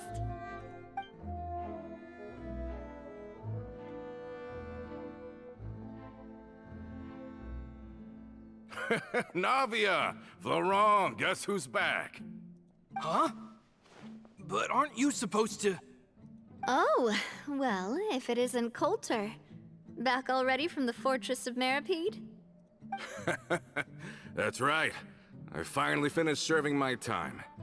Gotta say, turns out I was a lot tougher than I thought. After I got out, I immediately made a beeline back to Poisson. You could say that familiar briny smell became a primal call, urging me to forget everything else and just come back home. You wouldn't believe how much I've missed Melissa's grilled fish. I dreamed about it every time I had to get a welfare meal down there underneath the sea. It's good to have you back, Coulter. You look as well as ever. And this guy is? Let me introduce you. This is Coulter, another of Spina di Rosula's members. He was found guilty and sentenced to the Fortress of Meripede some time ago. Oh. But, looking at it now, it was probably another one of Marcel's plots while he worked at the Confrérie of Cabrières. Wait, Mr. Marcel? What do you mean? He was involved in some sort of plot? Oh, he doesn't know. Have you not heard anything at all about the water from the primordial sea case? Well, I know that Fontaine got flooded, but then the water levels miraculously receded. I thought that was all there was to it and didn't care to ask for any more details. Do you mean Mr. Marcel was somehow involved with all that? Oh boy, do we have a lot to tell you. Oh, looks like we'll have to explain everything from the top. That case, a lot of things have happened in Poisson since then. First things first, let me introduce you to these two. They're my most trusted partners, and they've been with me through thick and thin. Now you could call them Spina di Rosula's VIP helpers. Yeah, that's right. If you ever need someone to punch a sea monster, we got you. Oh, nice to meet you. I don't recall Navia ever generously complimenting anyone like that before. So you must be pretty amazing to get that from her. That's right. After all, we punched 2 sea monsters before.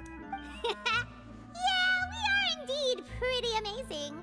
But we've been cool since before we even met her. All credit to Paimon. We just followed Navia's lead. Humble again as always, I see. Even when I was totally sincere with my praise. Nice, nice. Spina di Rosula always seems to attract great people. Yeah, sea monster punchers. Oh, that reminds me. Where are Malus and Silver? Aren't they always by your side? Oh boy. Do we have more to tell you? About that. Coulter, a lot of things happened while you were gone. As you can see, even Poisson isn't quite the same as how it was before you left. They lost their lives, keeping me safe during the flood. What did you say? This isn't some kind of morbid welcome home prank, right? You're just scaring me on purpose because I don't know anything about what's happened. I'm sorry, but it's the truth. They weren't the only people we lost either. Many others, including Melissa, also lost their lives in the disaster. Malus and Melissa, dead.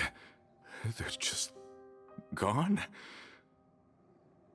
Malus, I was planning to give him a surprise gift once I ran into him again in town. I can't believe it. Oh boy, things really took a depressing turn. Hey, keep it together. Malus and Coulter were friends for many years, and even served on many missions together during the early days of the Spina. I can understand how he feels. Let's sit down somewhere, so I can tell you everything that has happened while you were gone. Fair warning, there was a lot. Okay. Yeah, the whole feckin' place flooded.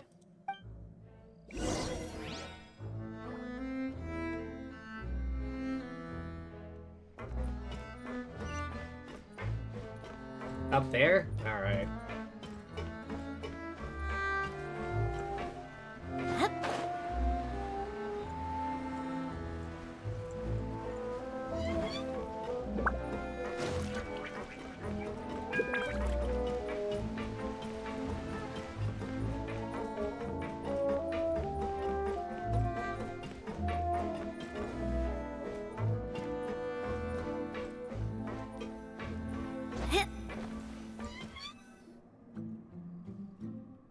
Navia explains everything.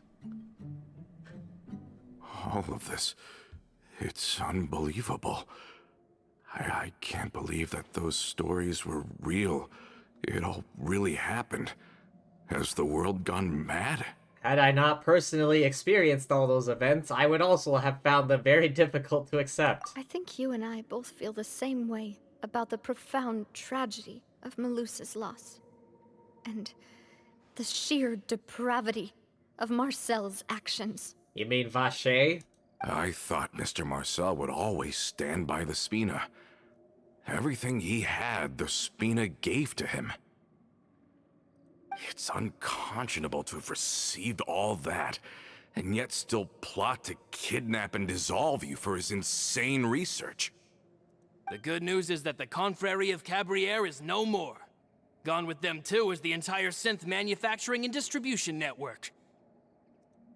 We finally closed the curtain on that long struggle.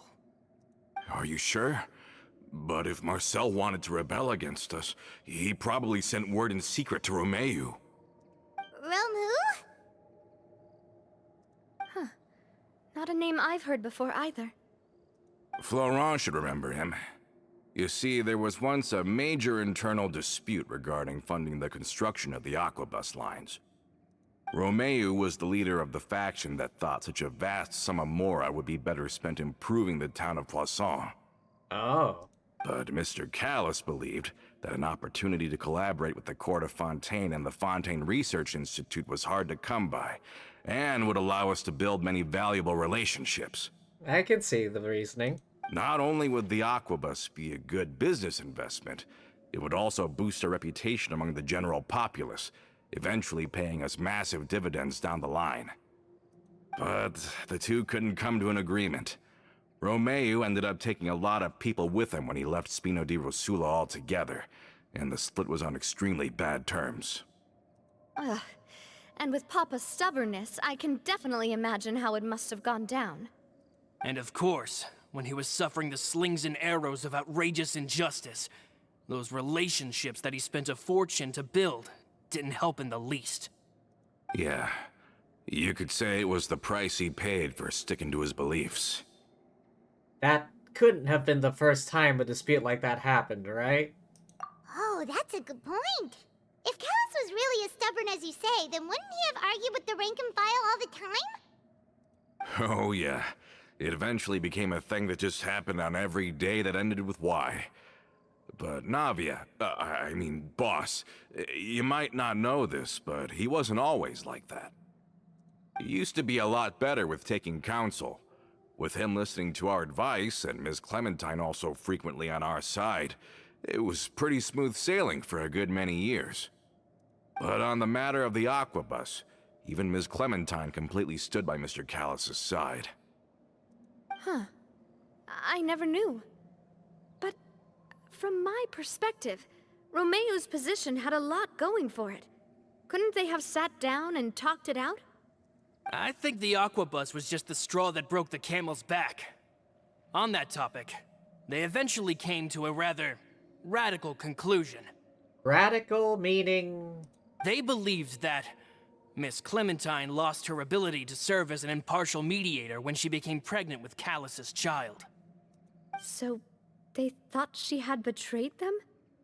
But that doesn't make any sense. Before she was their mediator, my mother was also her own person, and a member of the Spina. She should have the right to take any side she wished. Yeah, but to them, even taking a side was betrayal enough. They felt like their voices could no longer be heard once their sole mediator had gone over to the other side. Of course, Ms. Clementine then passed away, and Mr. Callus began to regard the completion of the Aquabus project as her final wish. With that, the last hope of reconciliation was gone. So that's what happened. Dang. From that point on, Romeu and his people cut ties with the Spina, and never gave us any kind of professional or personal courtesy ever again. Perhaps they've regarded us as enemies ever since they left. But even so, there is still no proof that they ever acted in concert with Marcel. You mean Vache? I've also heard that they aren't in a good financial position, so they've been lying low for a while. But as long as they exist, they'll continue to be a threat. Huh. I think Coulter's got a point. Both Marcel and Romeu had my father in their sights for a very long time.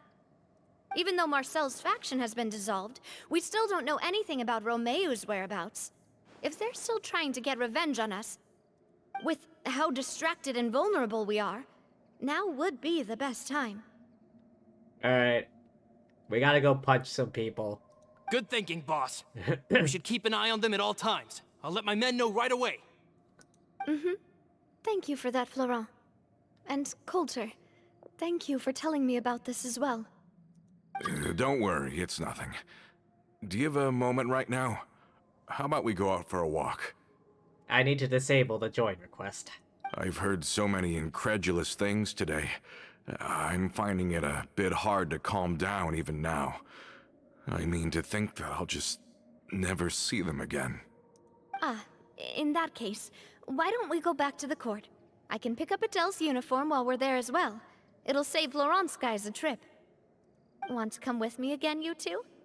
You don't mind, do you, Coulter? Of course. That's fine by me. Then let's go! Paimon feels like a lot's hinging on this visit. We want to see the future star of the Espina. We really are the best of partners. Come on, let's go.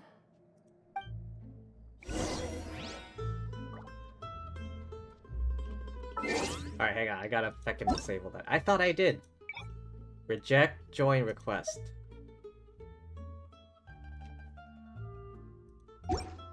Just to make sure. Reject join request. I really want to go traveling. I don't mind where we go, as long as I have my friends with me. Come on, stat it is. No, I'm kidding.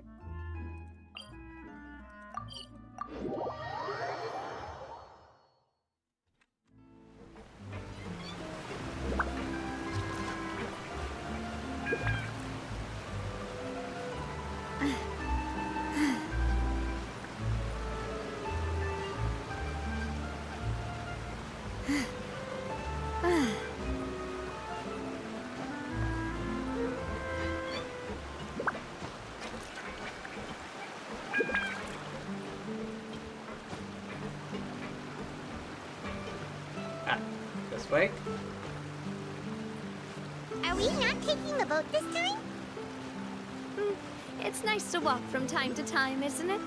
Think of it as something like a hiking trip. Once we're there, we can stay a few days before we return. Sounds good.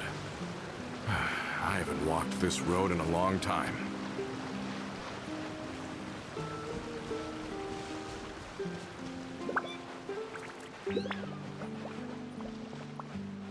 Just on a leisurely stroll. La-di-da.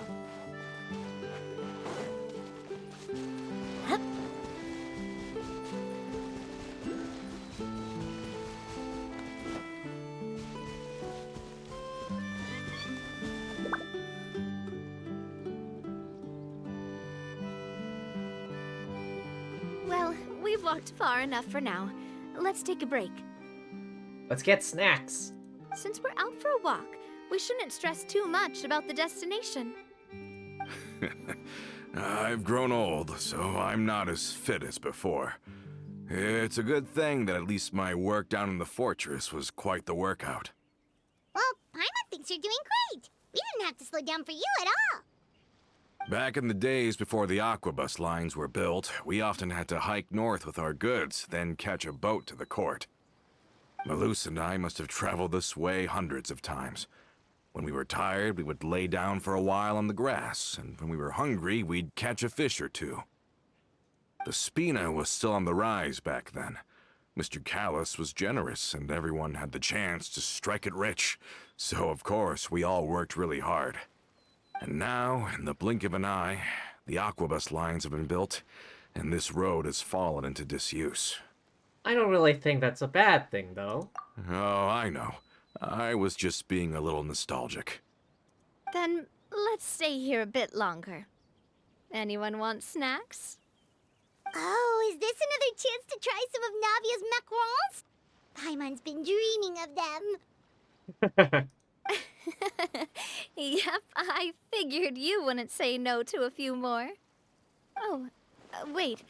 Let me check if I have all the ingredients. Malus and Silver used to take care of tasks like this. Okay, the stove's looking good. And as for the ingredients, seems like we're all out of flour and sugar. The two most important ingredients of all. Should I go get some? Oh, would you? Oh, but it would be too much to ask you to go on a trip just for those. I literally have hundreds on me. We should contribute to making the macaron too. Don't worry, we cook out in the wild all the time, so she should have some stuff on hand. Literal tons. Oh, that's great. Then I'll leave the ingredient gathering to you. As long as we have some sweet flours and wheat, I can start the baking. Then I'll go look for some boxes nearby for a makeshift table and chairs. Great. Then I'll prep the stove. Let's get to work, everyone.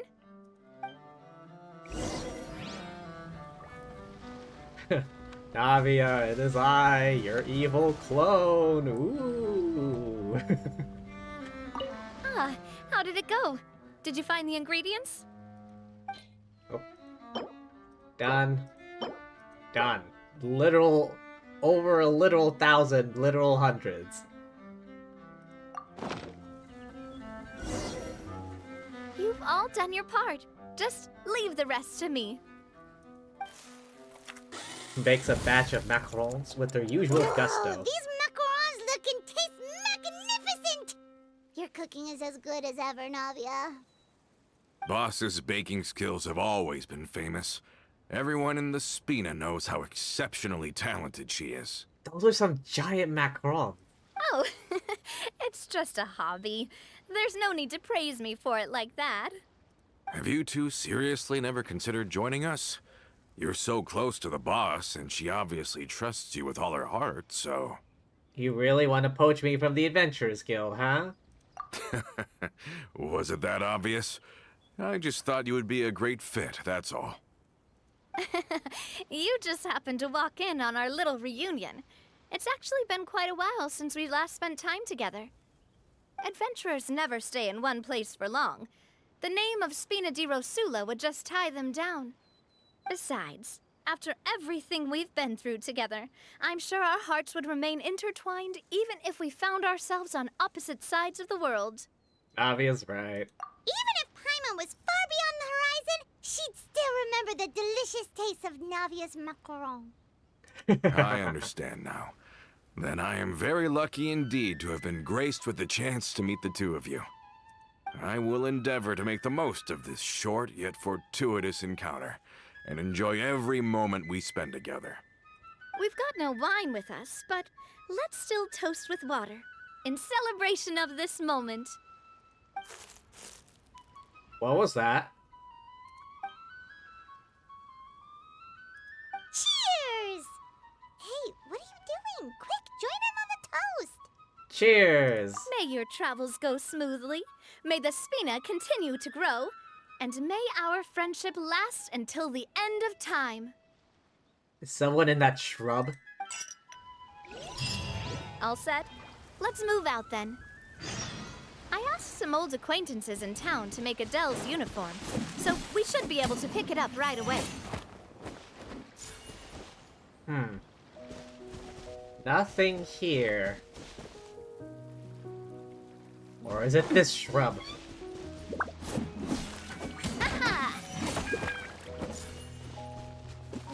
Pick up this wood while I'm at it.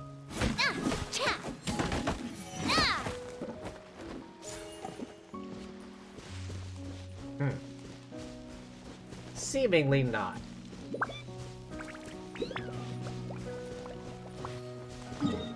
How much farther? Alright. Brina, we're taking a shortcut. Shower me with praise!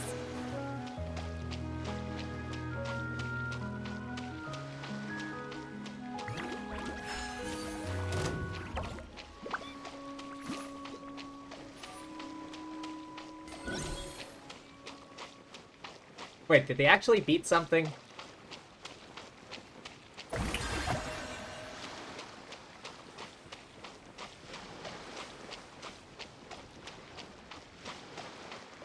I am committed. I am committed. I can just teleport there, but I am committed.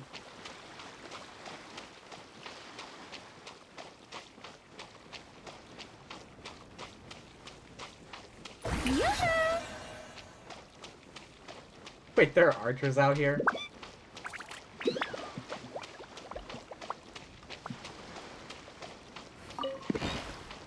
Grab this.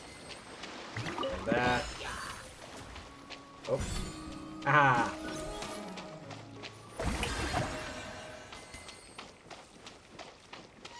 Was this section always collapsed looking? Or was that from the flooding?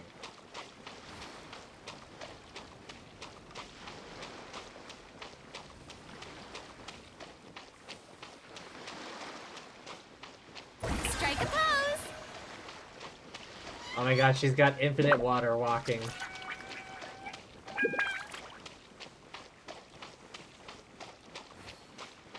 Almost there.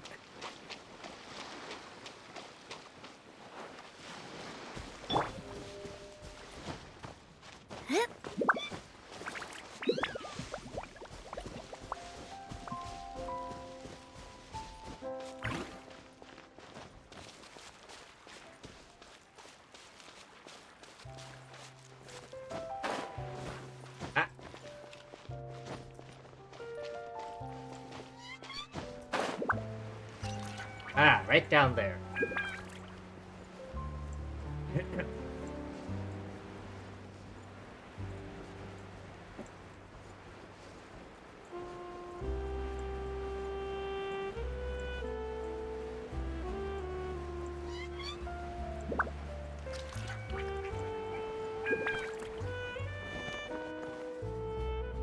We're here. Hey there, Ludovine. How's business lately? Ah, the Demoiselle of Spina de Rosula.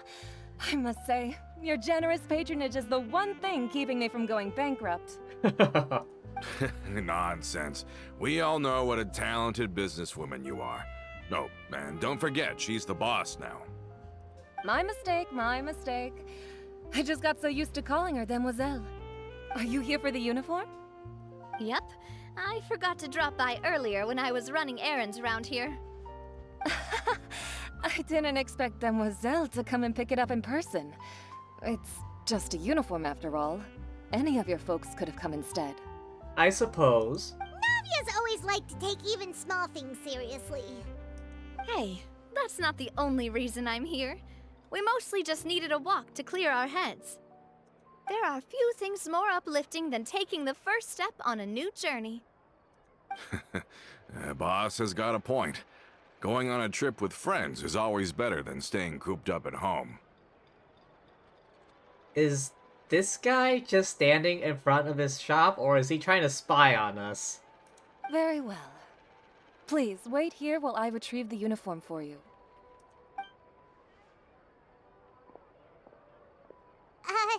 Can someone remind Paimon again why Adele wants to join the Spina? She hasn't given me any concrete reasons. All she says is that she really looks up to me. After we cleared her father's name, she became a lot more cheerful and outgoing. It's probably because she now knows for sure that her father was never a bad person. She said she used to be terrified of Papa. I was right. So, as a result, she found all the rest of the Spina super scary as well. I was right. This guy is spying on us. But the Spina is very different now.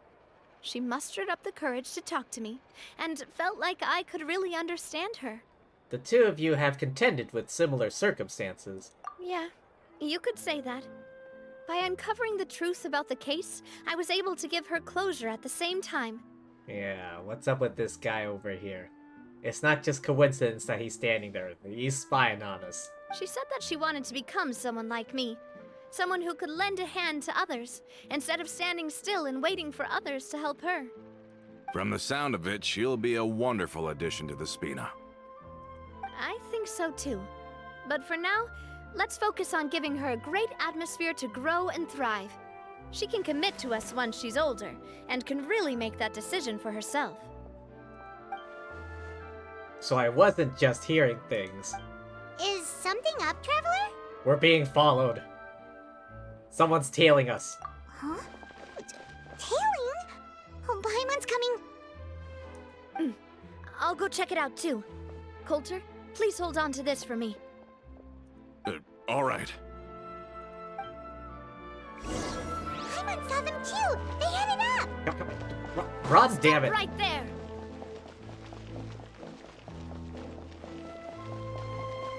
I've already got a stamina! I've already got a stamina!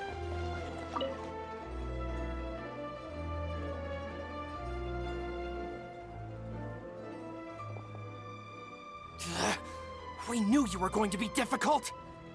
Seems like if we want them to talk, we're gonna need to teach them a lesson first. Brothers, there's no need to skulk in the dark anymore. Let's take them out! Do I get to use mine? Oh no, it's the trial one. Alright.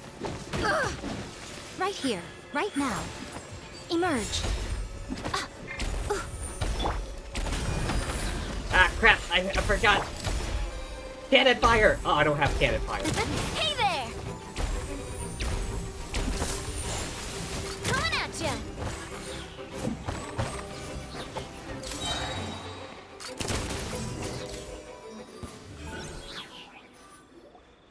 Now, talk. Who are you? And why were you tailing us? Don't think we'll let you off easy if you keep silent. Excellent.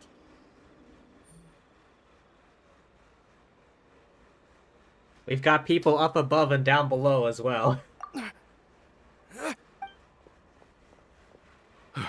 How did it go, boss? Are any of you hurt? If you thought they stood any chance against us, you were sorely mistaken. Yeah, we punch sea monsters. Anyway, stop playing tough and start talking. There won't be any room for negotiation once the Maison Gardiennage gets involved. We're looking to get vengeance on Spina di Rosula. Oh, it's that break-off faction, led by what's-his-face. We were discovered, and can't beat you in a fight. We admit it. We lost. Get revenge? Wait, you're not Romeu's followers, are you? You actually know that name? Yeah, thanks to Coulter here. But if you do, then surely you should understand why we hate you so much. I would advise you to calm down. Indeed. You haven't got the faintest hope of winning right now. We were out drinking when we saw Navia. We got so angry we decided to follow you guys and look for an opportunity to really mess up your day. Too bad you guys messed up ours first. You're lying. Huh? You followed us all the way here. You're pretty sharp. But so what? We didn't do anything. And now it should be pretty obvious that we can't do anything to you anyway. Seeing you like that just really ticked us off. And we let the drink go to our heads. Listen, Callus is long dead. No matter what happened in the past, I want to be able to start things anew. I am the current president of Spina di Rosula. If your boss wants to talk with me, I'd be happy to meet with him. I won't press charges for your attack. That should also help demonstrate my sincerity. I understand. Thank you. I'll let our boss know. Try us again, though. I'll punch twice as hard. But if you so much as think about pulling something like this again, I won't be so lenient next time. Understood? All right. We get it. Come on, let's go. Are you sure it's okay to just let them go like that, Navia? I think we got our message across. I don't want to inherit my father's grudges, too. Moreover, when it comes to the Aquabus, I don't think what my father did was entirely correct either. If the other side is willing to talk, I'm happy to open the door for a reconciliation. Opportunities for new beginnings are all around us. I get the feeling they don't quite feel the same. It's gonna end up with the boss fight. We're gonna have to slap them around. Mark my words. I support Boss's decision as well. The concept of an eye for an eye is a primitive practice that has no place in today's Spina di Rosula. Yes. Plus, we already know that they're strapped for cash. If their financial situation is that dire, they don't have what it takes to challenge us. So this may be the best time to talk. I still think we should keep an eye out for Romeu's folks, though. If he decides to ignore the warning I gave his men, we can handle him. Then we could still have a fight on our hands. Yeah, those guys definitely didn't look like big fans of yours. I'd rather things not go that far, since, though we haven't talked to each other for years, once upon a time we were all a part of the Spina di Rosula family. Yeah. Yep, that's how I feel as well. Anyway, now that we've sent them packing, we don't have to worry about those guys anymore. It's getting late already, so why don't we stay the night in the Fleuve Cendre? We can head back to Poisson tomorrow. I'll also ask someone to write Florent a letter and inform him of everything that happened here today, so he can increase security around Poisson and be on guard against any suspicious individuals. Do we have to stay in the Fleuve Cendre again? Even the pillows there smell like seaweed. Sorry, that's just what happens when you live near water and don't get much sunlight. Poisson's pretty much the same though, so I've long since gotten used to it. We can still go out in the evening for some grilled fish and drinks though. Bet you there'll be people singing sea shanties too. How does that sound? Oh, there once was a ship that put to sea. Thinking. Huh. That does sound pretty cool. Okay, Paimon's on board now. Let's go. Paimon wants to sing too. You're in it for the food. Don't try and fool anyone. You're in it for the food.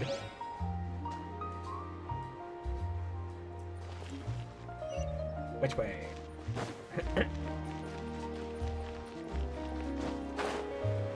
Down here. Down here.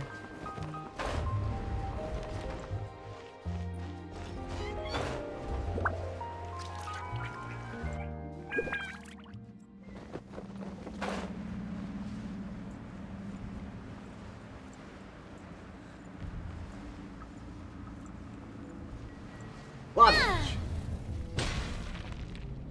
Fucking battle axe. Yeah, forget the claymore. Battle axe. The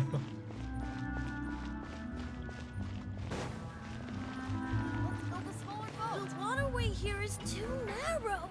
Oh yeah, these two.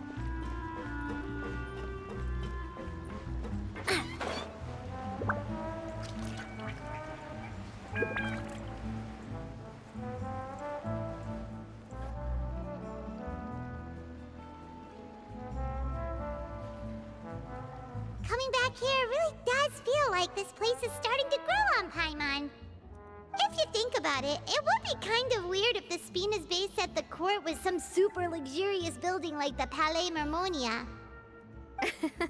Totally. Right on the money, Paimon. Although, of course, with the continued growth of the Spina, Papa wanted Poisson to eventually grow into a metropolis, not unlike the court. Huh.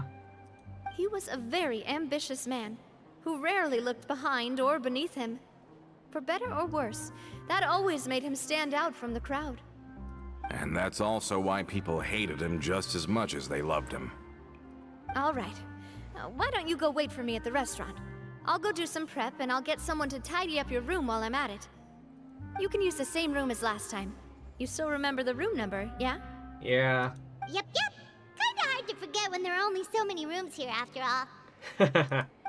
Oh, did I just hear someone taking a dig at Fleuve Cendre? I'll tell my guys to stuff your pillows full of actual seaweed right now. Oh, Paimon, sorry! Please have mercy, Navia. If you do that, then Paimon really won't be able to sleep at all. I was just kidding. Be on your way now.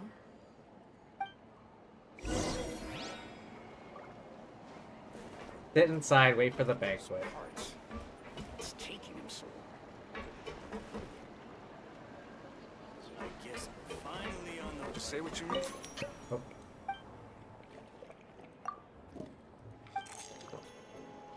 Where's the sit interaction? Can I sit at the bar? I want to sit at the bar.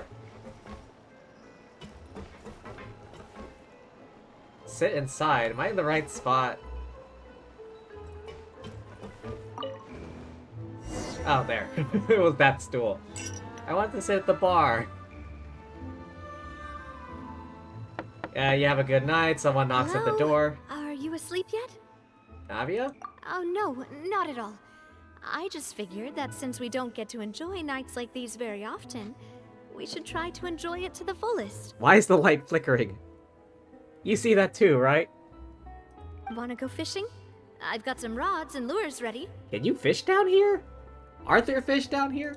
Oh, so that's the prep you were talking about. Sure, we'll come. What's with the lighting, like, changing so much? Hopefully I didn't wake you or anything. You're good. Don't worry. You don't have to do any actual fishing if you're too tired. Just think of it as keeping me company. How does that sound? Okay, let's go. To the fishing spot.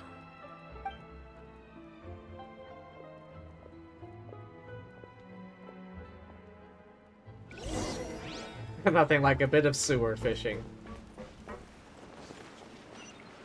Oh, up? Up?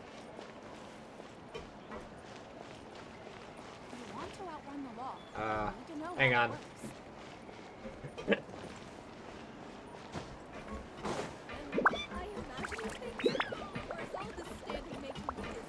Wait, is it still inside the Fleuve Cendre? No, it's outside. That's underwater. This one is closer.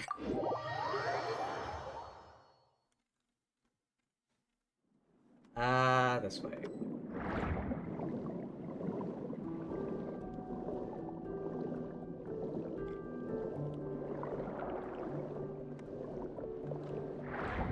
Dolphin leap.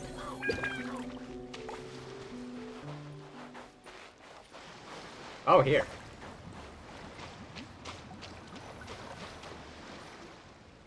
How can you call this fishing when you're using a fully automatic rod? Wait, fully automatic fishing rod? Is that a thing? What's the problem? Lots of people in Poisson use rods like these. Well, not everyone lives in Fontaine. But shouldn't fishing be all about, you know, attentively watching the float and then excitedly reeling in the catch when you finally hook something? Well, that's one way to enjoy fishing. What do you think, Traveler? Automation is more efficient.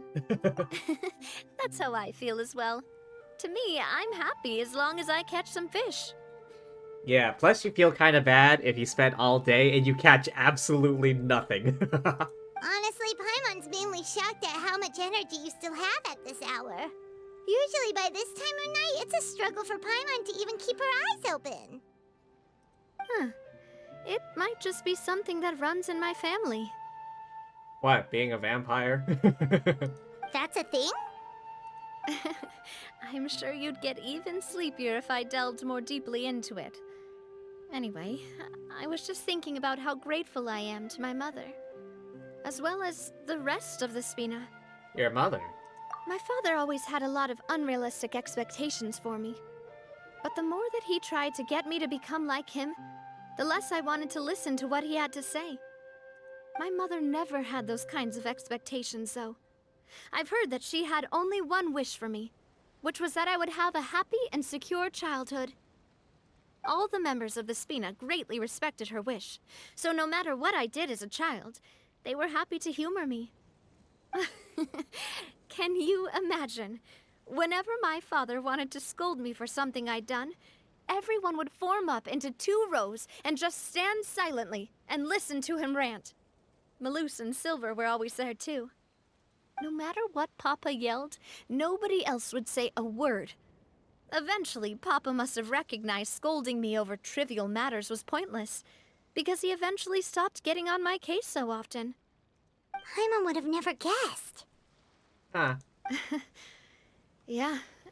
Looking back on it now as an adult, I can hardly believe how patient and kind everyone was.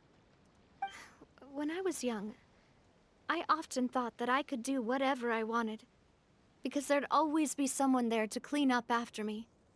But once, I saw Malouse come back wounded. He wouldn't tell me how he'd been injured, but I could tell it had something to do with me. I learned then that there's always a cost to making a mistake. The more you care about those around you, the more you should care about doing the right thing to the best of your abilities. Because if you do falter, there'll inevitably come a time when you'll have to face the consequences. And when that time comes, those most precious to you really will throw themselves in front of you and pay the price for your mistakes. Avia. Sorry. I shouldn't have brought that up. I wasn't planning to talk about sad things tonight. Basically, I was just saying that the nurturing atmosphere of the Spina must have been my mother's legacy, rather than my father's. And if that's the only way that I can continue to feel her love, then I'd like to pass that warmth on. Is that why you let those guys go today? Mm-hmm. Although, maybe there's a part of not wanting to repeat the mistakes of the past. I want to be reasonable, at least. Hey, look! I think you've got something on the line! But why isn't the rod automatically reeling it in? Oh, there must be something wrong with how I installed the mechanism. It was my first time putting one of those rods together. We can't let it get away. Come on, you two. Let's catch it. You want Paimon to help too? Oh, the irony. Paimon being fished out, now Paimon doing the fishing. Reel in the prize catch. To rack up catch after catch. Navia can't seem to hook a single fish. Oh, Bennett's luck is getting to you.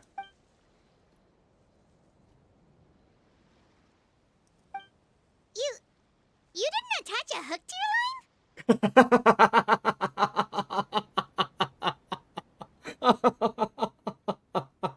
Oh my god.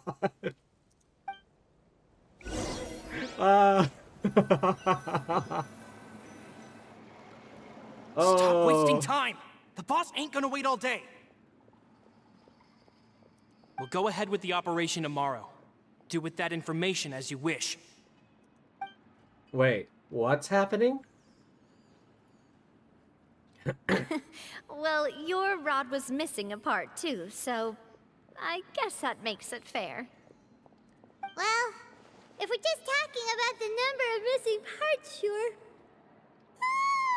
Oh, never mind. Paimon really can't keep her eyes open anymore. All right, go to bed. I had a great time today. See you tomorrow. See you tomorrow. Tick-tock. So how was last night?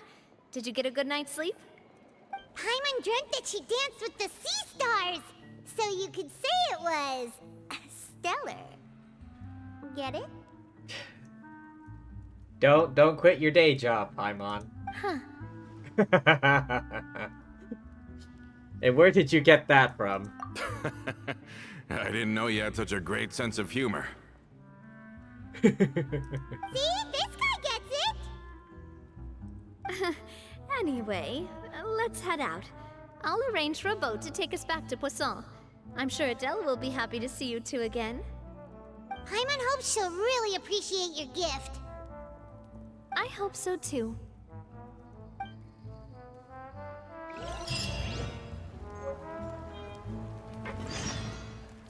Oh, the fishing rod is a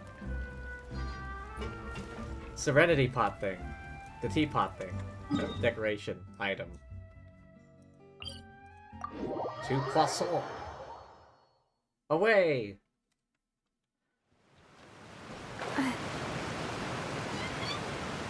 The power of gliding.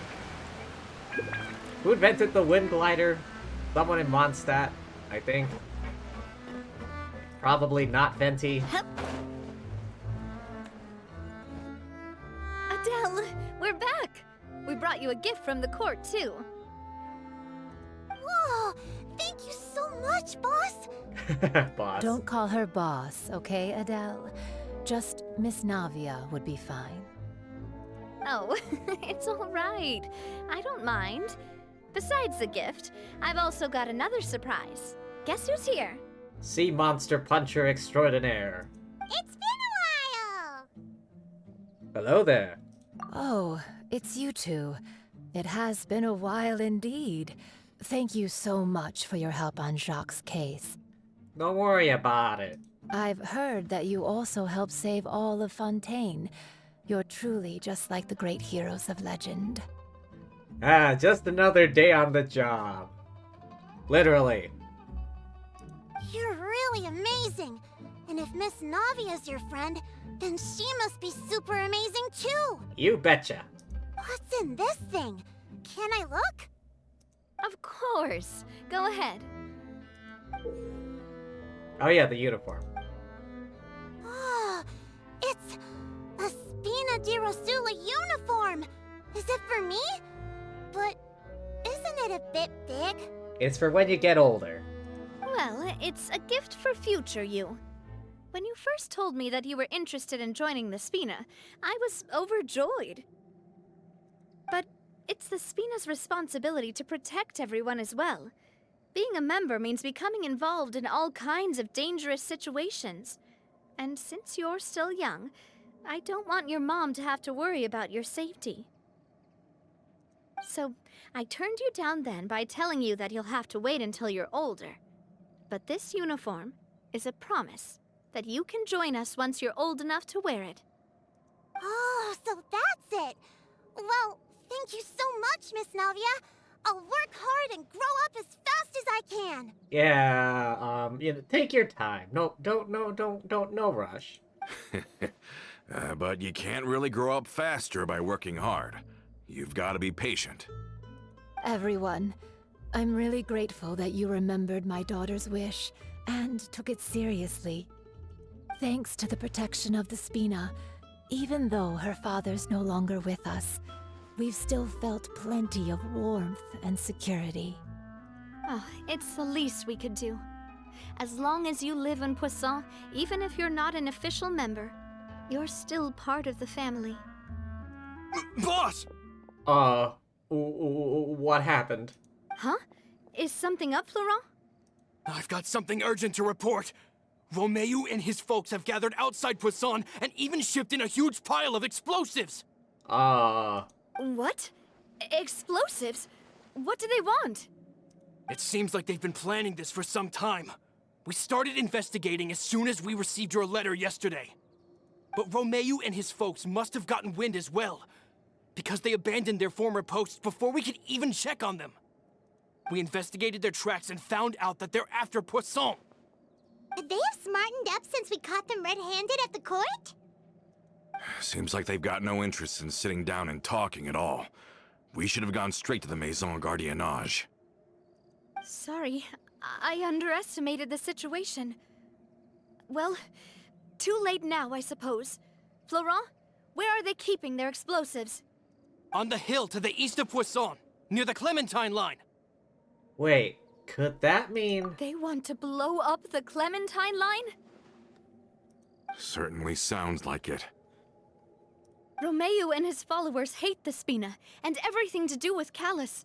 And the Aquabus was the source of their contention. If they manage to blow up the Aquabus line, all that rubble will come crashing down the hill and straight into Poisson. Oh. Are they insane? There's tons of innocent people in Poisson. We have to stop them. Yeah. If they've been planning this for ages, they're definitely not going to let this opportunity slip by. Oh boy. We have to issue an evacuation order to the townspeople and get them as far away from the entrance as possible. That should save them from the worst of it. Let's get everyone onto our ship. That should be the safest place. My dear partner, can I leave the Clementine line to you? We got this. If the explosives do go off, not only would the people of Poisson be in danger, any aquabuses using the line would plummet to the ground. Let's stop their insanity first, then settle the score with them. Got it. Leave it to us, Navia. Please stay safe, too.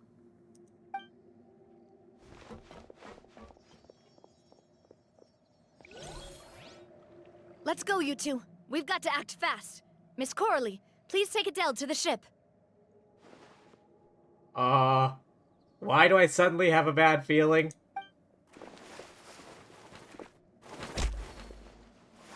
Watch out, boss!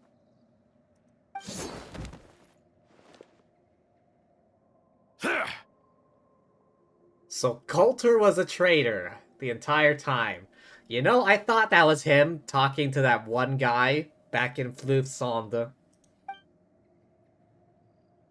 What do you think you're doing, Coulter? I thought all the annoying little hindrances had left, but I still couldn't get rid of you. You're lucky we weren't here. You mean this was all a trick? So that you'd be left alone with me? Coulter, are you with Romeu too? Oh. I get it now. You knew about their plans all along. You only told us they were doing badly so that we'd drop our guard. Not quite. Though I share their positions on some issues, I've never cared for his more radical ideas. And that's because, out of the entire Spina di Rosula, I only hate you. Only you, Navia. Whoa, where did this come from? You better stick close to me. Romeo promised me that he would leave Poisson alone if I could just take you out. But it was like you were glued at the hip to that pesky traveler. You never gave me a chance to make my move. Good thing we were here all that time. Romeo has lost his patience. I didn't have to be here today, you know. But I swore that I'd kill you, even if it meant being buried with you in the rubble. Why?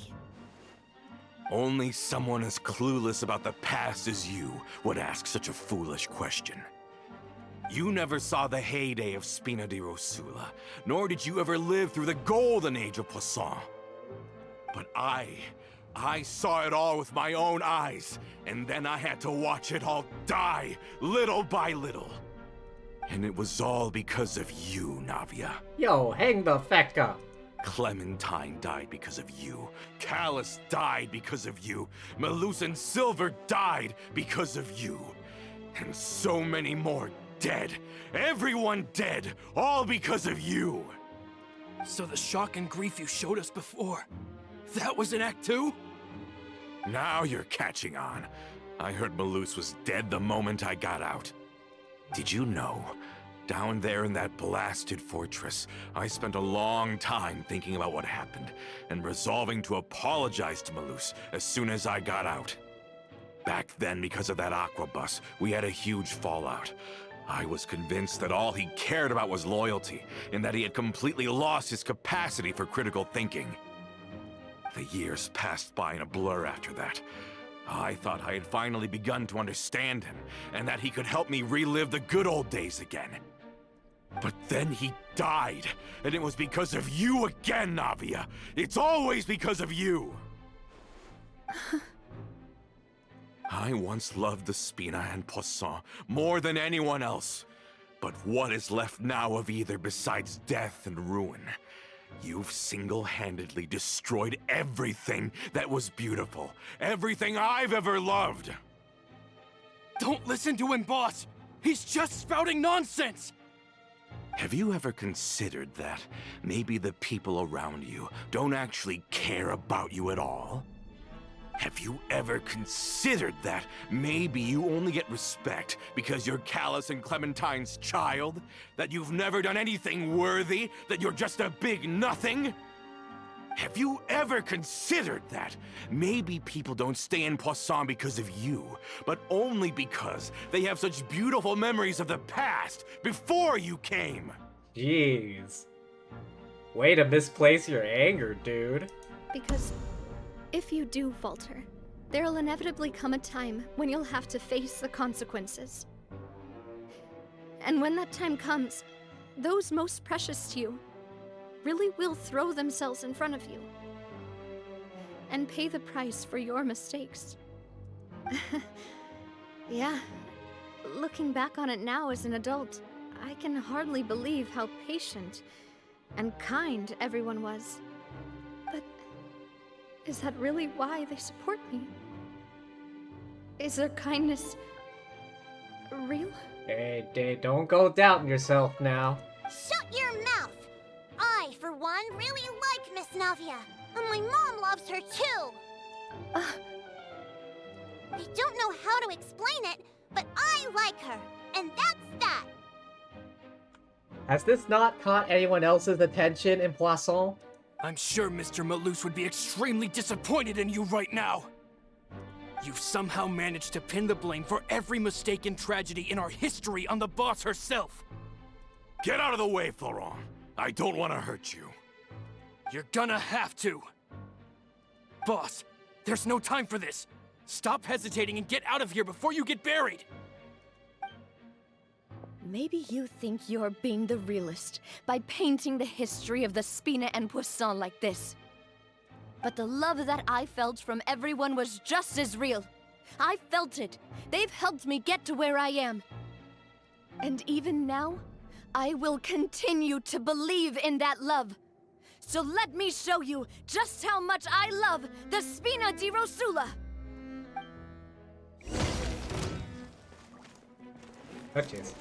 Watch out! Watch out!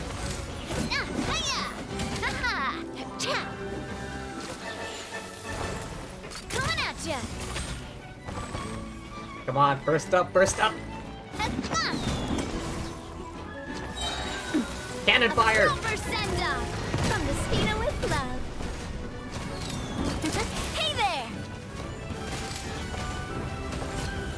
Watch out! Where'd that come from?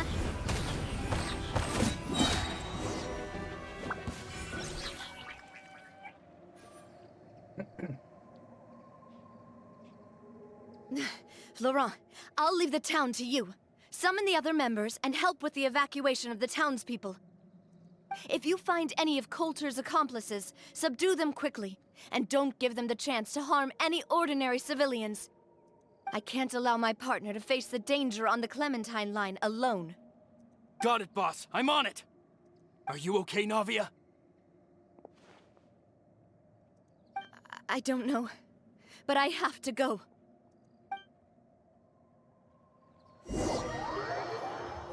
Oh yeah, we dashed the entrance. Let's hurry up there. We have to protect the Clementine line. If they're gonna blow up the waterway, they must have planted the explosives next to the support pillars. Within the...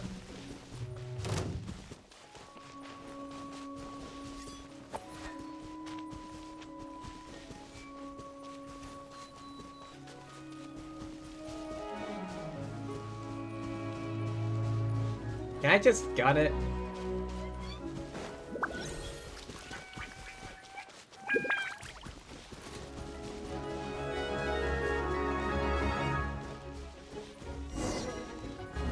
Wait, what?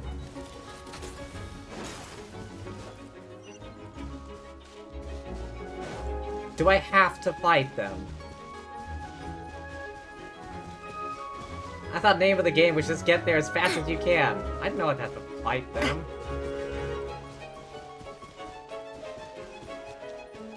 Ugh, lame.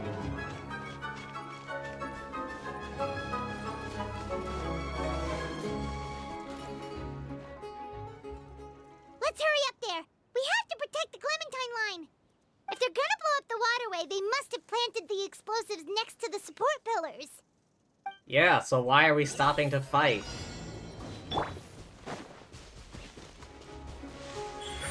Right here. Right now.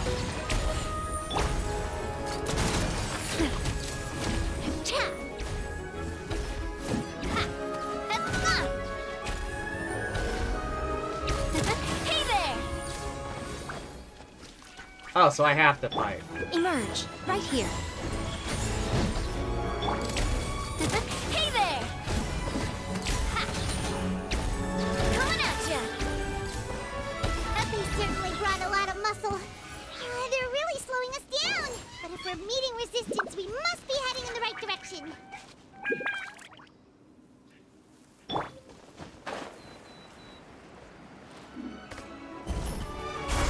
It's no. Hey there! Hey there!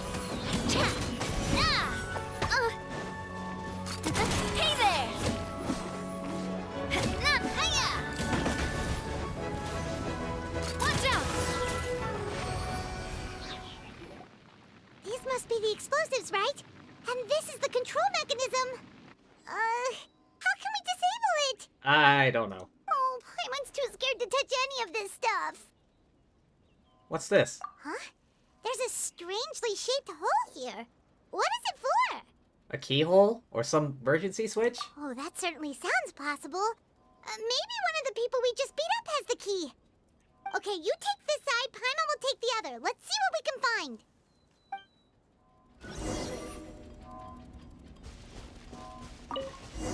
Oh, you found it! That's amazing! Oh, lucky. Let go of my cursor.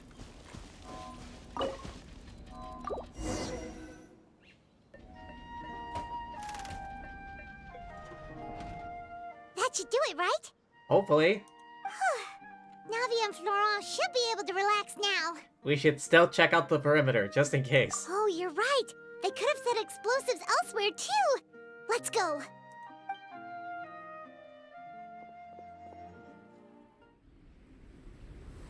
Oh, cutscene? Huh? Oh no. They're gonna bury Poisson!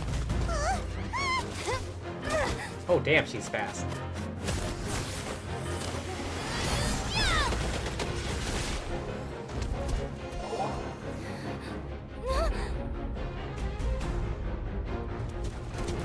Oh god, it's an entire landslide. Great work, partner. Just leave the rest to me. Watch out, Navia! You can't block them all! Block? I'm doing this the Spina way.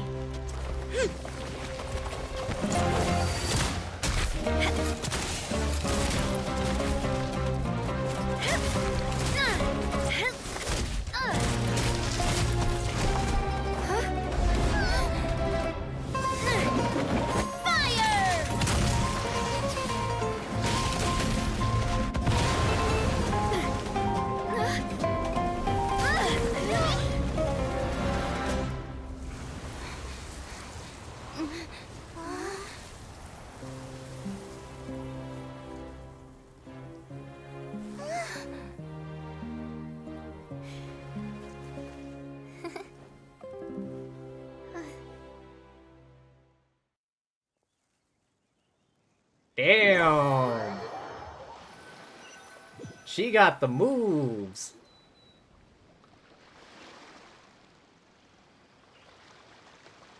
I heard from Thierry that even they're your enemies now. They were once a part of Spina di Rosula. Do you plan to settle this privately with them? I have nothing more to say to them. Regardless of whether their hatred and anger towards me or the Spina was justified, anyone who's willing to endanger innocent civilians is no longer sane enough to even be worth trying to talk to. Please prosecute them in accordance to the law. Spina di Rosula will not raise any objections. Sounds good. We're very appreciative of your help. Without it, the consequences would have been far worse. Yeah. All right. This operation is a wrap. Take him away. We won, Navia! We saved everyone! And you were so cool! Yeah. Yeah. Luckily, we were just in time. You look a little pale. It's probably because I expended too much elemental energy at once. I'll be fine. Don't worry about me. But you usually glow up whenever other people compliment you. Paimon's not used to seeing you like this.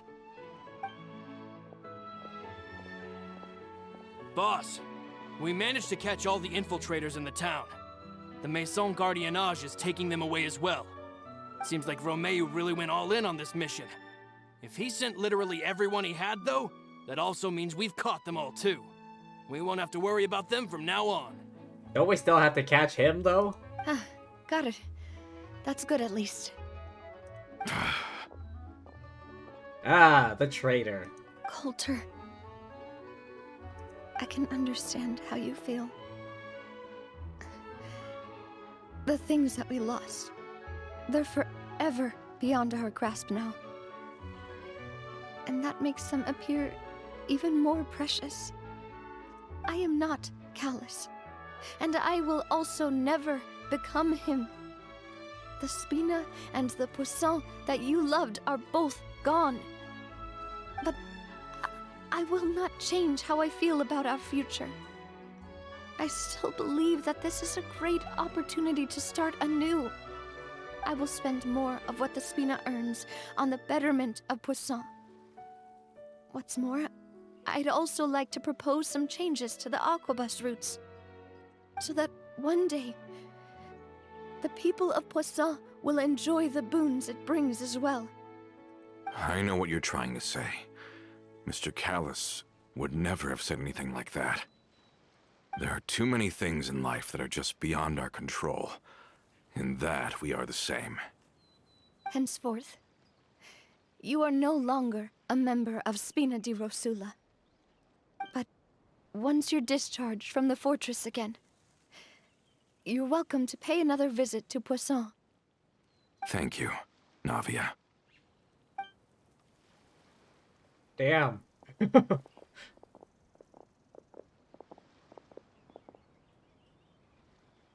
As I thought. Boss really is a kind and gentle person. She is also, I must say, a truly unlucky person. Thank you for protecting the Clementine line. Yeah, no problem. Lucky we got there as soon as we did.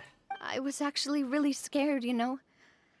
I mean, even the Callus line won't be getting rebuilt anytime soon.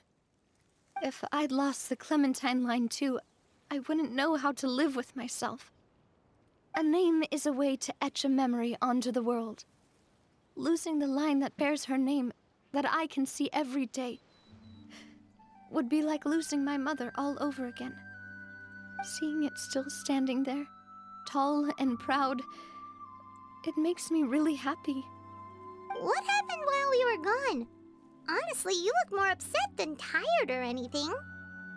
Just give her some time. I'll get you back to Poisson.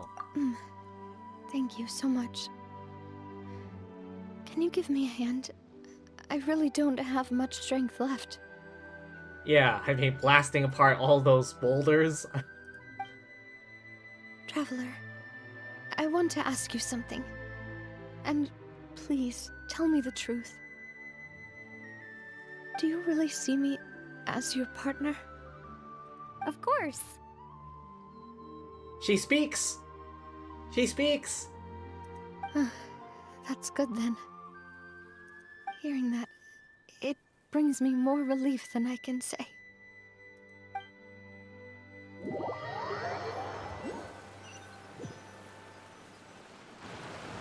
How do you feel, Navia?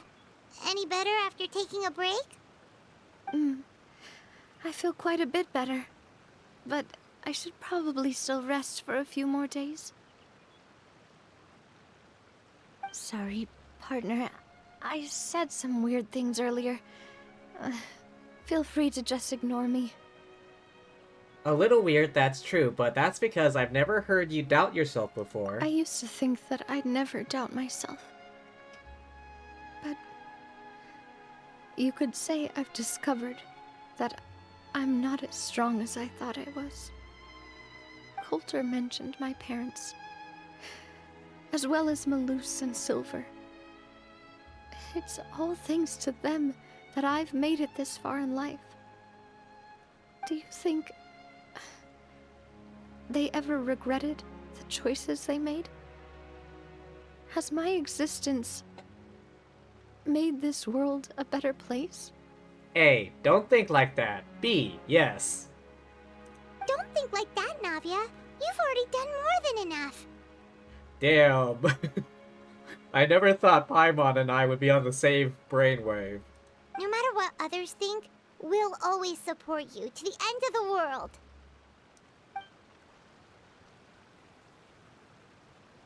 Well, since it's ended up like this, I suppose it's time for me to make a confession as well.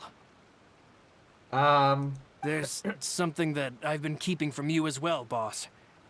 Please, follow me. Everything is already prepared. Florent, I hope you can understand that I can't deal with any more shocking revelations right now.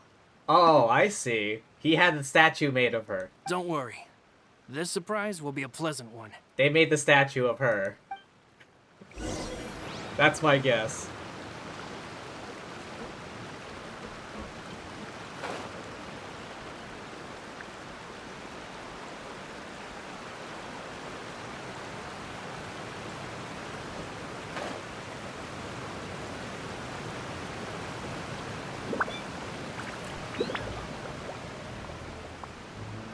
Let me guess. They made the statue of her.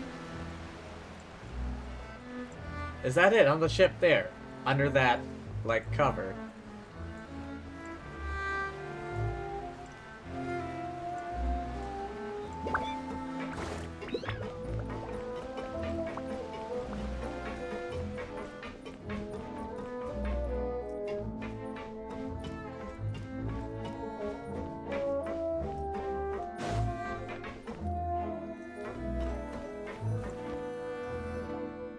Why is everyone gathered here? And what's this? Is this the statue? This was supposed to be a gift to you from everyone in the town. We were originally planning to show it to you once it was finished, but special times call for special measures. I've never seen you look so defeated before, so I've decided to show you the designs before the final product was done. Do I really look that bad? Well, if you're ready, I'll unveil the present.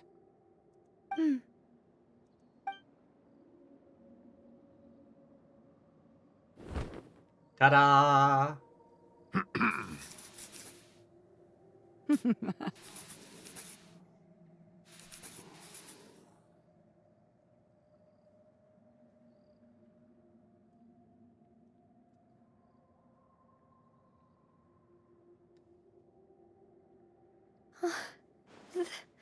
This is...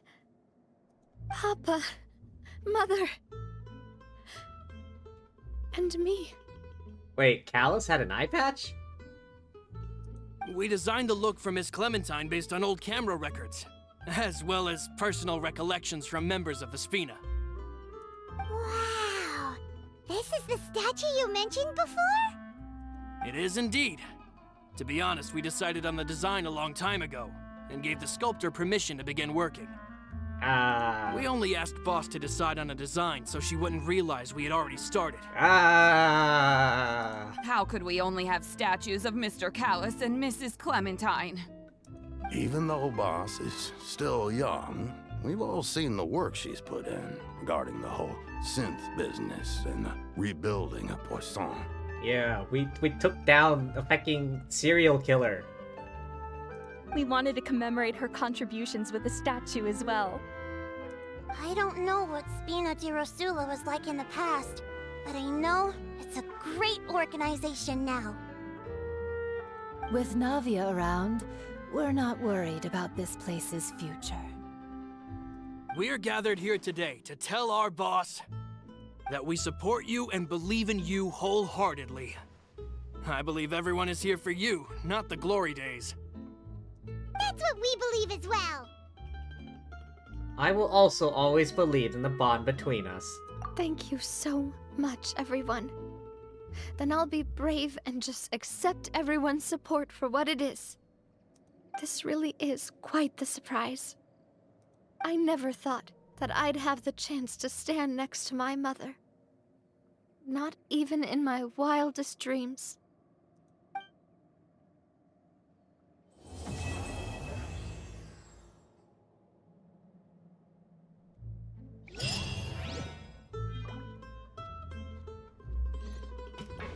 So, how do you feel? It seems like I started to question myself a bit too much. I'll pick myself up again and become a more reliable president for all of you. Looking back on it, I'm honestly embarrassed by how I acted earlier. About the gift. I'm sure everyone longs for that one thing in life that seems trivial to others, but they themselves can never obtain. To me, that would be a family portrait. I've always been super jealous of other people's family photos. I've never thought I'd receive a family portrait of my own. Especially not like this. It seems like I'm not such an unlucky person after all.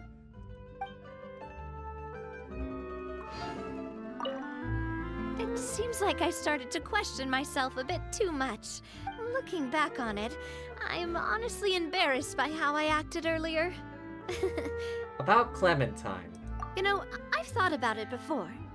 Though my mother only wanted me to live a happy life, that's actually a tall order as well. In practice, it's just as hard to achieve my father's expectations for me. Even though my parents had very different personalities, they always had a lot of respect for each other. The Aquabus project was a monumental project that stood to benefit all of Fontaine. It would have been a little close-minded to assess or evaluate it only from the perspective of the clan. I think that's probably why she didn't step in to mediate or oppose the building of the lines. Alright, one last time. It seems like I started to question myself a bit too much. Looking back on it, I'm honestly embarrassed by how I acted earlier. About this. Oh, whoa, whoa, whoa. Why'd you have to remind me? Please don't say that again. It's super embarrassing for me. Oh, forget it now. Please forget that I ever said anything. Oh, wait. But it'd also be bad if you were to forget it. Okay, but please keep it a secret between us from now on. Please don't ever mention it again. I heard a kitty cat. Oh.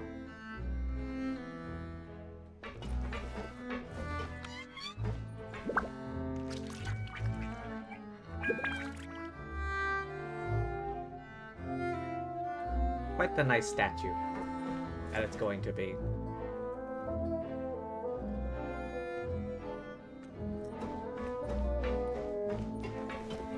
You know, I really wish they would have some of the characters just kind of lingering around every now and then, rather than having them only appear in the story or character quests or event quests.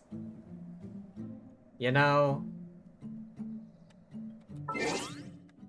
Just a little thing, you know, for better immersion. Like, why do you never see Ling at Wanmin Restaurant?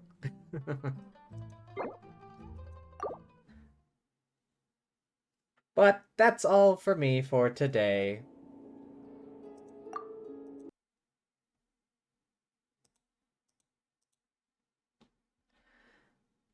Ah, that was fun. But yeah, thank you for stopping by, everyone. Hope y'all had fun. I know I did.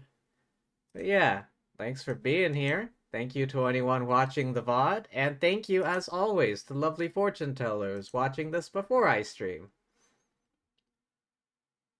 Oh my. It seems like the only people I follow that are on are all of the big shots. Alright. I'd ask who else is playing Genshin, but that's literally everyone.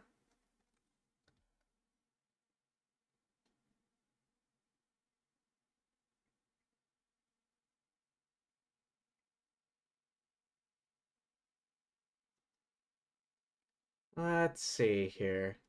Who doesn't have a lot of viewers?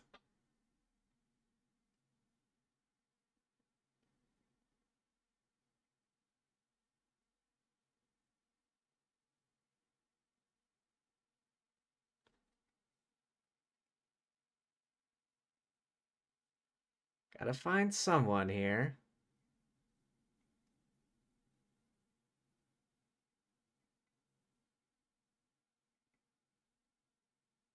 Number one Navia main. Arguable.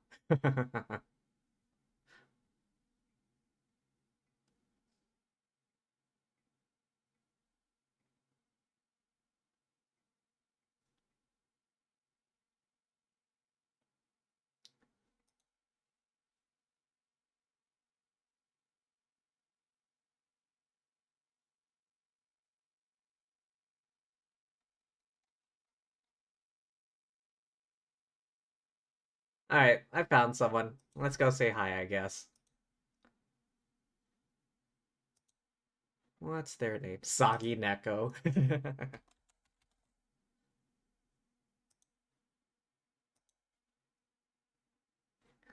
Okie doke. But yeah, thanks for being here.